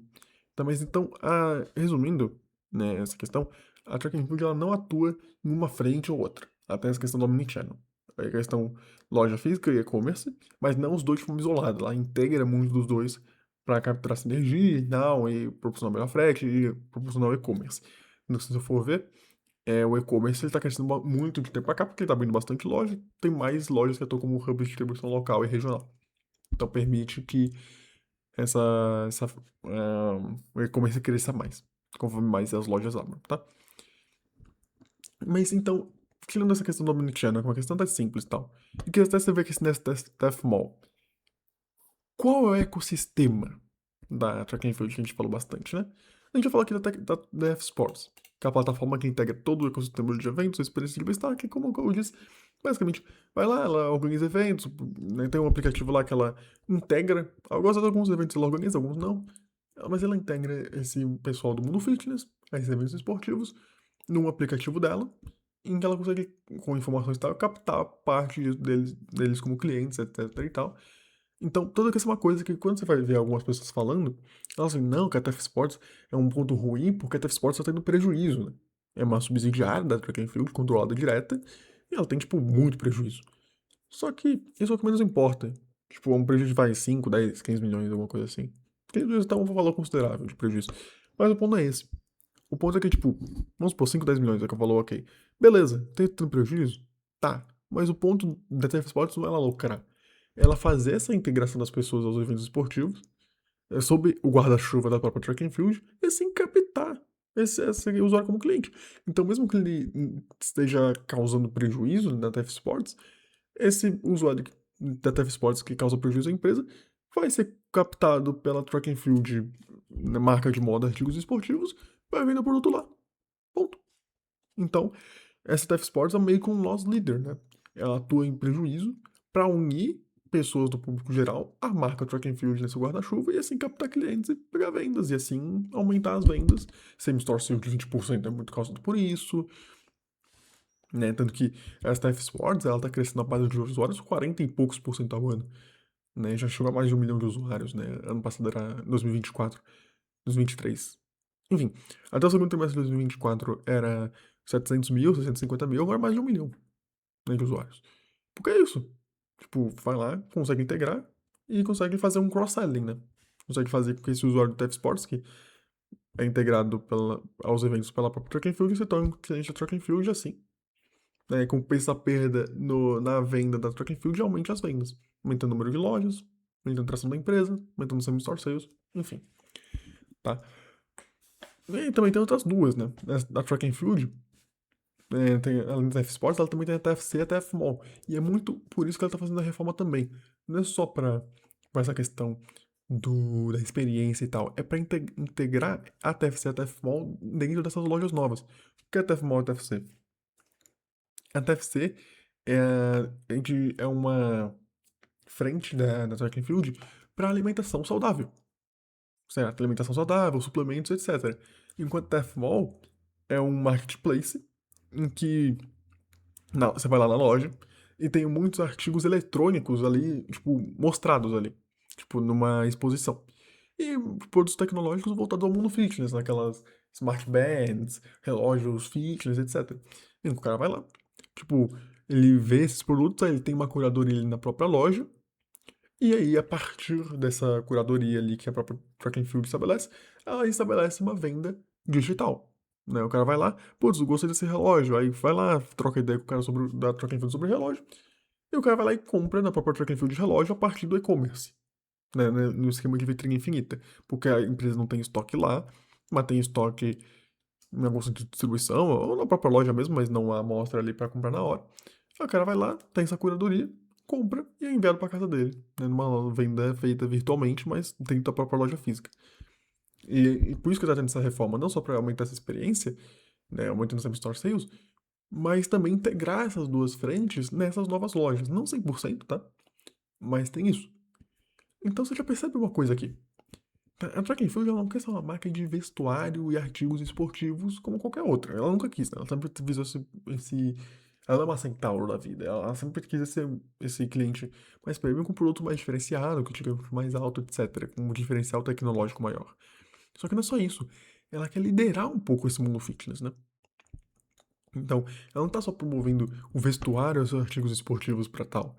Ela tá integrando o pessoal do mundo fitness para os eventos. Então ela tá vendendo a roupa, vendendo os artigos, integrando eles a eventos, integrando eles na própria loja de vestuário a uma frente de alimentação saudável, que faz todo muito sentido com o mundo fitness esportivo, e ainda com marketplace, né, mas dentro da própria loja, com artigos tecnológicos para esse fim. Você percebe como é um ecossistema? Isso, de fato, é um ecossistema. Ela tem o core business, que é a questão de vestuário e artigos esportivos comuns, ali, raquete e tal. Mas ela não é uma revendedora, porque ela poderia só fazer isso com um ticket mais alto e ok, seria interessante. Tanto que hoje é basicamente isso, tá? Essas outras três empresas aqui, elas são bem prematuras. Mas tem essa proposta que inclusive já tá vendo alguns frutos, né? Pela Same Store Sales, muito causado pela captação de novos clientes pela TF Sports. Existe esse ecossistema de utilizar o core business do vestuário, do vestuário e artigos esportivos como base, para para estabelecer todo esse ecossistema de clientes, integrar as novas frentes, chamando mais clientes e fazendo eles gastarem não só nessas novas frentes, mas também na própria track and field que é o core business. Entendeu? Tudo colaborando pro núcleo, pro core business se fortalecer e fortalecer todo o resto do ecossistema. Olha aí a avenida de crescimento. Isso que a gente chama de avenida de crescimento. Ela não se contenta só em ser uma marca de moda, artigos esportivos, que possui diferencial, né? Que a gente tá vendo até esse diferencial nos números hoje. Mas ela já tá, ó, vamos entregar eles eventos, porque a gente quiser captar novos clientes e fideliza o cara, né? Vai estabelecer um diferencial ainda maior, o diferencial não só é ser caro e único, mas também ter todo esse esquema de eventos, tal, que a Track and Field organiza e promove, questão da curadoria, questão de alimentação, sabe? E que um one-stop shop, no final das contas, que ela quer ser, né? Um one-stop shop e também uma organizadora líder desse mercado. Então ela quer liderar, organizar o mercado e verticalizar ele da própria empresa a partir do core business do vestuário. Que ela consegue estabelecer um diferencial só a partir dali. Que é muito beneficiado pela TF Sports no momento, mas que tem todo o potencial dessa TFC e TFMall colaborarem no futuro. Hoje, como eu disse, TFMall, TFC e a TF Sports muito prematuros. TF Sports até a gente já vê um pouco do impacto no Same Store Sales da Track and Field, tem ali uma ligação, mas obviamente não é, nossa, 20% só por causa da TF Sports. Mas a gente já vê aqui.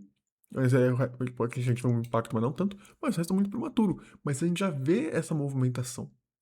A gente já vê uma movimentação disso. Né? Claro, todas essas aqui hoje dão prejuízo, porque não tem escala, tá muito embrionário. Mas tem esse potencial muito interessante. Certo? Porque isso não só corrobora com o core business, mas ajuda na construção da marca. Porque a track and field tem se diferenciar, essa marca e tal, só que a marca é ainda mais fortalecida com toda essa integração, esse ecossistema. Então é um ecossistema que não só complementa o core business, mas reforça o diferencial da marca, que é um dos veículos do próprio core business. É um ciclo de retroalimentação. A marca track and field alimenta todo esse ecossistema e permite ele crescer e gerar valor. E o que essas outras frentes geram de valor, reforça a marca do core business, da track and field em si, e fica um ciclo vicioso. ela consegue, a partir da sua marca, gerar valor em outras frentes, e essas outras frentes prosperando, ou tendo algum tipo de impacto, reforça e fortalece a marca, que é a base do core business acontecer, e de todas essas frentes terem chance de prosperar, impulsionando ainda mais o diferencial do core business e o interesse, né, a parte interessante dessas outras frentes aqui. Que não se limitam só a isso aqui, inclusive. Né? Também tem uma proposta de, que assim, nesse wellness market que eles chamam, né? Eles querem estabelecer um wellness market completo, né? Nesse mercado de bem-estar que eles chamam, bem-estar, fitness, etc. Tem a questão de aparência, que é a própria marca de moda, o core business, né? Vestuário. Tem a questão fitness, que é a Steph Sports e Steph Mall aqui, né? Unir as pessoas aos eventos e essa curadoria de produtos tecnológicos que corroboram com isso. Tem a questão de nutrition, né, nutricional, que é o TFC, que é essa parte do alimentação, e tem a parte de health, de saúde, que ele ainda não tem, né, uma vertical só para isso, mas que tá nos planos da empresa. Eles dizem isso na apresentação institucional em algum lugar. Cadê aqui, ó? Deve ser Food Market aqui, ó. É um negócio legal. Concierge, que eles... Aqui, ó. Esse é o modelo das novas lojas, ó, que eles querem. O cross-selling, né, dessas frentes que eu falei também, tem esse fator, né? Não só essa retroalimentação, mas o cross-selling, que fortalece ainda mais esse ciclo vicioso. Mas ok, a exposição de produtos do TF Mall, que eu falei, a concierge, que une a loja aos eventos, o TFC Food and Market. De novo, hoje estão tudo deficitário, mas corrobora com esse ciclo vicioso. E tudo bem ser um pouquinho deficitário, porque o core business tá voando, então. Mesmo se der errado, que, assim, pra esse ciclo vicioso dessa tese não parece que vai ser o caso, mesmo assim tudo bem. Mesmo assim tudo bem. É uma coisa, a empresa não deixa de ser interessante por causa de uma frente, assim, deficitária, tá deficitário hoje. Não é esse o ponto. Então, se você for ver, ó, cadê aqui, ó, ó, o Wellness Market aqui, ó. Tem aqui essa TF Health, ó, Wellness Market. Better Appearance Track and Field, Fitness a TF Sports e a TF Mall, Nutrition TFC, e a Better Health é essa TF Health que, inclusive eles falam aqui que já existe, né, mas, ó, aqui, ó, preventiva em breve. Que aí a gente não sabe muito o que vai ser, né? Aqui, ó, marketplace de alimentação e suplementação, não só marketplace, né, tem estoque na própria loja, pelo que a gente viu. Mas, enfim, alimentação e suplementação. Mas TF Health em breve, tipo, a gente nem sabe ainda o que vai ser. Mas ela quer atuar nesse mercado, para estar dentro de todas as frentes desse mercado, pelo menos todas as frentes que ela identifica aqui. Então você percebe como ela quer. Como, como é interessante esse ecossistema que ela está construindo. Realmente é um ecossistema que faz sentido e que tem algum tipo de fundamento.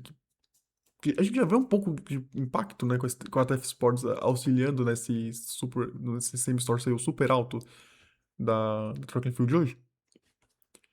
Então, aí é uma coisa muito interessante. E que tá aqui, ó. Se você, foi o que eu falei. É deficitário e tal, 10, 15 milhões de prejuízo, sei lá, hoje. Mas tá desenvolvendo ainda, né? Então é uma coisa bem prematura, como se fosse uma startup. Vai ter prejuízo naturalmente no início. Só que aumento de base de usuários de 46% ao ano. Então, aqui tá aqui, ó. Aqui, ó, ecossistema. Mais de 1 milhão de usuários. 46,3% ao ano. Isso que importa. Ah, tá dando prejuízo.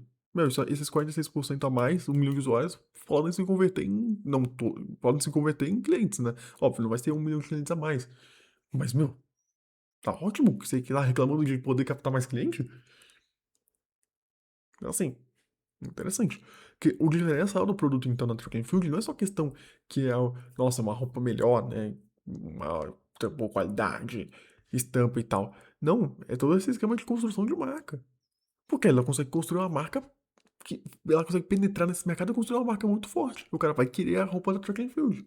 Não só por questão de status e de qualidade da roupa, mas por questão de todo esse ecossistema que está construindo. A qualidade e o status já disso já é bastante relevante também. Mas com todo esse ecossistema, isso é exponenciado. Então, o diferencial do produto não é estampas, tecido, design, tecnologia de qualidade. É todo esse ecossistema que corrobora na construção da marca. Essa liderança do mercado fitness com um one-stop shop, tudo integrado e verticalizado em todas as frentes possíveis do setor, que é, pelo menos essa que ela determina. Então olha como isso é interessante. O diferencial do produto não é uma questão de qualidade só, é uma questão de marca. Marca, liderança e verticalização do mercado de wellness. Interessantíssimo isso aqui. Não é à toa, inclusive, que a empresa tem um pouco de noção disso, desse diferencial do produto, e dessa necessidade de estar sempre ali atualizada, né, de poder acompanhar a demanda, que ela não tem uma produção apenas própria. Boa parte da produção dela é. Não, boa parte pelas partes, no caso, né? Parte é terceirizada. Ah, mas terceirizado é ruim, porque aí. Putz, você vai. Obviamente, né, o cara não vai trabalhar de graça, você vai ter que. O produto terceirizado vai ter uma margem menor, porque você vai estar contratando um terceiro para fazer. Sim, tem esse fator. Só que lembra, é uma empresa que está crescendo, que está em high growth. Então o ponto não é ter a maior margem possível agora, é crescer o máximo possível. Então a empresa vai lá, cresce, usa o máximo que consegue as próprias fábricas. Aí o que não consegue, meu, contrata terceiro. Porque precisa. Tá tendo mais demanda. O seu intuito não é crescer e crescer. Você tem que suprir a demanda que tá tendo. Então contrata terceiro. Quando as coisas. Quando tiver mais capex, quando as coisas começarem a estabilizar, aí a empresa pode verticalizar. Claro, seria interessante a empresa sinalizar isso, né? De que, eventualmente a gente vai verticalizar. Isso não teve ainda. Né? A empresa não sinalizou isso diretamente ainda. Mas, presumo que, assim, é bem viável e possível que isso aconteça, né? Tá a demanda crescendo, não vamos simplesmente não, então vamos capar a demanda porque aí vamos construir uma fábrica. Não, contrata terceiro, vai suprindo a demanda, ainda assim consegue uma margem muito alta, beleza, beleza, beleza. E aí, quando as coisas começarem a estabilizar e tal, aí a gente verticaliza toda essa produção e até aumenta a margem e potencializa ainda mais a alavancagem operacional. Que a gente está tendo alavancagem operacional um pouquinho, né? Mesmo com essa questão da terceirização da produção. Então, assim, ela tá abrindo margem um pouquinho agora para acompanhar o crescimento e possibilitar esse crescimento acontecer, e ainda com uma estrutura de capital completamente sólida e confortável, e ainda, eventualmente, vai poder aumentar um pouco essa margem quando a coisa estabilizar e ela verticalizar e produzir 100% do próprio produto. É interessante isso, né? Aí tem a questão, né? A questão do vestuário, ela toma muito por coleções, né? Tem duas coleções principais no ano e tem micro coleções semanais. Ela basicamente toda semana ela faz uma micro coleção. Mais um ponto são as duas coleções anuais. Foco nas franquias, né? Lojas próprias têm quantidade estagnada com o tempo. Mais lojas proporcionam e-commerce, né? As lojas estão na base do e-commerce para essa questão do ship from store, né? A loja atuar como um hub local de distribuição. Omnichannel, vitrine infinita e ship from store que eu já falei, né? Vitrine infinita vitrine infinita é muita questão do TF Mall, né?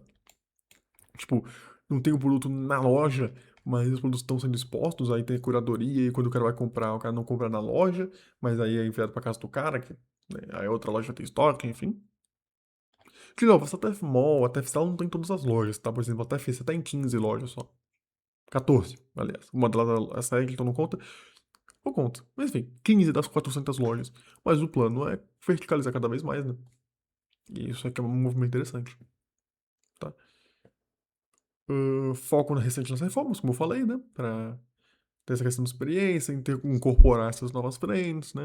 Aumentar essa questão das outras frentes, da presença das outras frentes e tornar a loja um pouco mais experiência e aumentando os store sales. Então, gasto e geração de valor. O TF Sports, né, que é o aplicativo de integrar de eventos, ele se torna um vetor de clientes para a própria Track and Field matriz, né, core business, vamos dizer assim, integrando pessoas ao ecossistema e à própria marca, né, auxiliando esse processo de construção da marca e da penetração do ecossistema, né, a partir das outras frentes, que tem potencial de crescerem no futuro, apesar de hoje serem muito incipientes, mas a TF Sports já se torna um vetor interessante. Tem esse freio no CAPEX, né, recente, muito provavelmente para... não vamos abrir tanta loja, vamos esperar, né, esse ecossistema maturar. Talvez seja interessante, né? Vamos desenvolver mais TF Sports, que aí a gente vai abrir uma nova loja, e depois... Aí, só que o TF Sports mais maturado, aí a gente consegue canalizar mais cliente. Pode ter isso. A empresa não chegou a detalhar isso, pelo que eu pesquisei. Mas pode ter isso. É uma tese interessante. Eu acho que faz sentido. Eu gostaria que ela crescesse mais, né? Gastasse mais em CAPEX. Eu até gostaria, mas ela pode querer, não, vamos esperar um pouco maturar isso aqui, e depois a gente volta a crescer mais. Tá, vamos crescer mais de boa por enquanto. Né? Que ela arrefecer um pouco o ritmo de crescimento. Aí é um ritmo bem acelerado, mas não é tanto, mas tem essa questão do ecossistema, né? Ela provavelmente quer focar no desenvolvimento desse ecossistema. É o que faz sentido. Então, talvez ele esteja freando no CapEx para isso por enquanto. Mas mesmo assim, né, tem um plano de verticalização da companhia, né?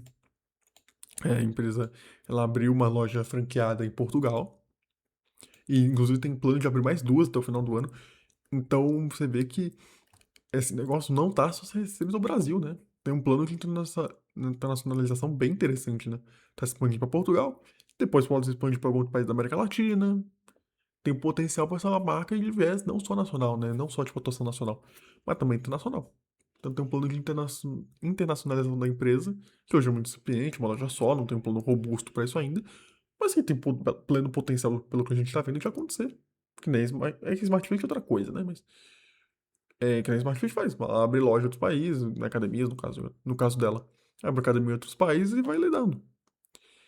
Isso pode acontecer com a Track and Field também. É bem possível esse diferencial se replicar em outros países, principalmente aqui no Mercosul, né, também.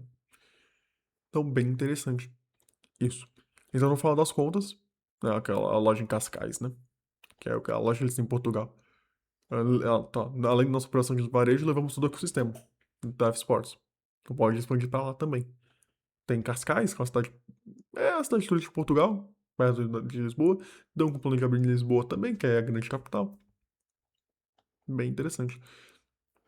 Então, a gente franquias totalmente supervisionadas, olho no olho que eu falei lá, enfim.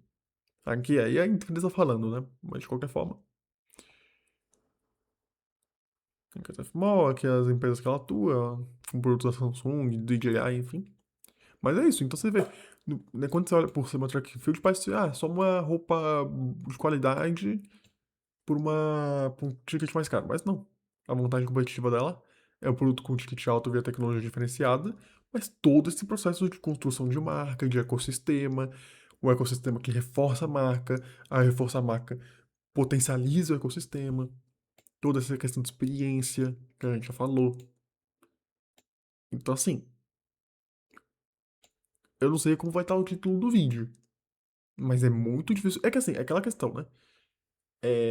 Torcedores, calma. Que é muito fácil você se empolgar com uma empresa quando ela tá em navio de cruzeiro, crescendo, não sei o que lá, né? Porque esses números aqui são lindos. Então é muito fácil se empolgar. Né? Muitas vezes isso aqui pode acabar indo pro buraco, sei lá por quê, né? Empresas que têm números como esse podem acabar indo pro buraco, a gente nunca sabe, né? Mas, meu, é aquela coisa, é muito fácil analisar a empresa que tá ali maravilhosa, né? Assim, é muito fácil analisar a empresa como essa aqui. E se maravilhar por uma empresa como essa aqui, né? Mas de qualquer forma, é, é é difícil olhar pra isso aqui e não falar, meu, é difícil olhar pra isso aqui e não achar uma das melhores empresas da bolsa, né? Você pega o teu valuation não é um valuation ruim. De novo, qualquer valuation que tenha preço vai estar distorcido, então ignorem. Pegue market cap, porque preço é basicamente uma métrica de market cap, né? Como a empresa não tem dívida, market cap e EV vai ser a mesma coisa, né? Com umas pequenas diferençazinhas, mas irrelevante. Mas o EV EBITDA da empresa é 12. Gente, não é um valuation alto. Claro, chegou a 7. Porque também no ano passado o mercado tava maluco, né? Por, assim, bizarro. Um EV EBITDA para uma empresa em amplo crescimento assim, com muito fundamento, com EV EBITDA de 6 é bizarro. É de graça. Mas mesmo assim, tipo, 12 é um parâmetro, tipo, pra padrão Brasil, não, mesmo padrão Brasil não é um padrão muito alto. Pô, você vai pegar a TOTUS, por exemplo, sei lá. Que aí a TOTUS aí já é outro negócio. Tipo, uma empresa que tem um valuation alto pro nível Brasil, que não é um valuation alto no geral, tá? Mas pro nível Brasil, ela é 18. Aí uma Track and Field tem 12. Não que a gente tem que olhar valuation, tá? Eu sou o cara que sou mais contra ficar, não, vamos ver valuations. Não. Valuation é pra ver, tipo, se tem uma coisa muito, muito estranha aqui. E aqui não é. É uma empresa em amplo crescimento, com muito fundamento e EV/EBITDA de 12. Tipo, como se distribuir EBITDA é como se você recebesse, tipo, é como se fosse um dividendo. É que você não tem que ler a empresa pra dividendo, mas é como se fosse 8% ao ano de dividendo. Se distribuísse todo o EBITDA em dividendo, né? Vamos fazer essa aproximação rasteira. 8% ao ano de dividendo. O que já é um valor bem bacana, mas para que Selic é 15, ok. Só que, cara, é uma empresa que tá em crescimento. E, tipo, tá ligado? Empresa em crescimento não vai pagar você não vai ter dividendo de 15% nunca. Então, assim, valuation é inútil, e você ficar analisando assim, muito assim, mas mesmo uma empresa dessa não tá com valuation esticado, então não é uma questão de, putz, é uma empresa muito boa, mas sei lá, o price earnings está extremamente assim, a moda cacete. Que nem, por exemplo, claro, é que aí a Figma é uma coisa completamente nada a ver, tá? Porque aí é pré-operacional, basicamente.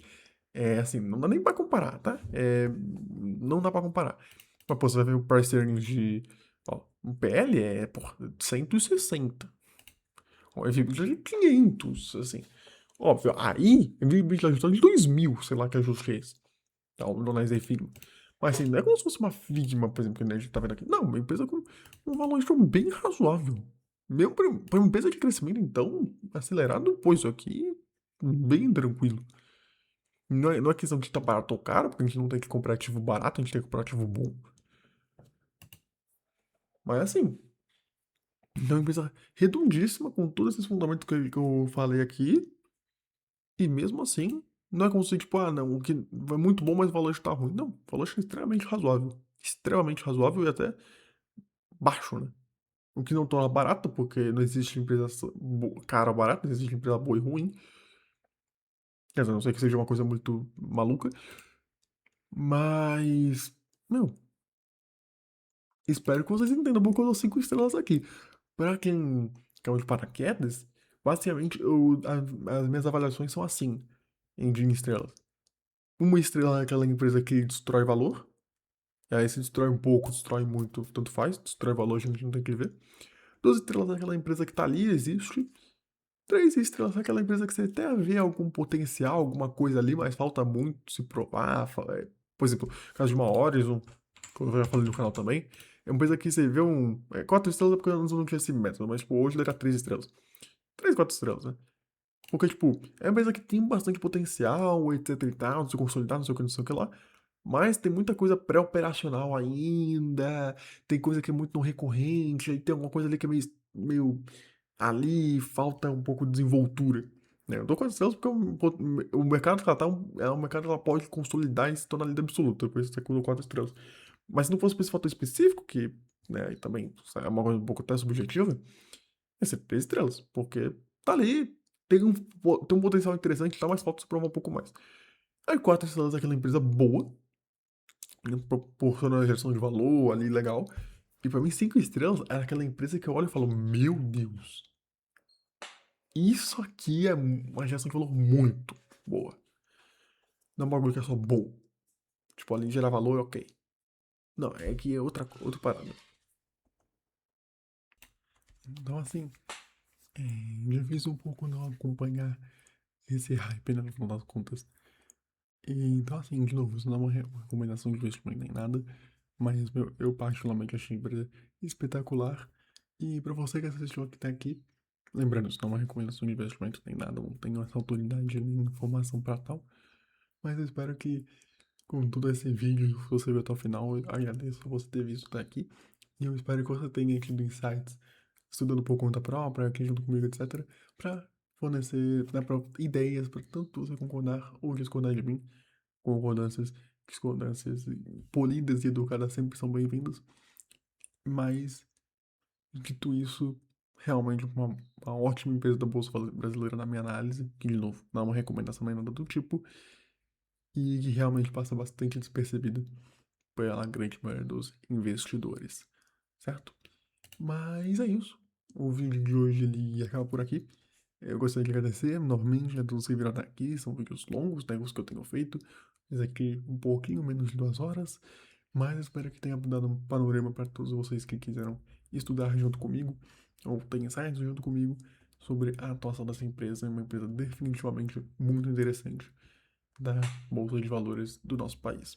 Então é isso. Espero vocês no próximo vídeo. Muito bom dia para todos. Agora que, de novo, mais um vídeo que eu termino, que eu comecei o vídeo à noite e agora já tá de dia. Mas muito obrigado a todos. Um bom dia para vocês e até mais. Ótimo período de 24 horas, claro.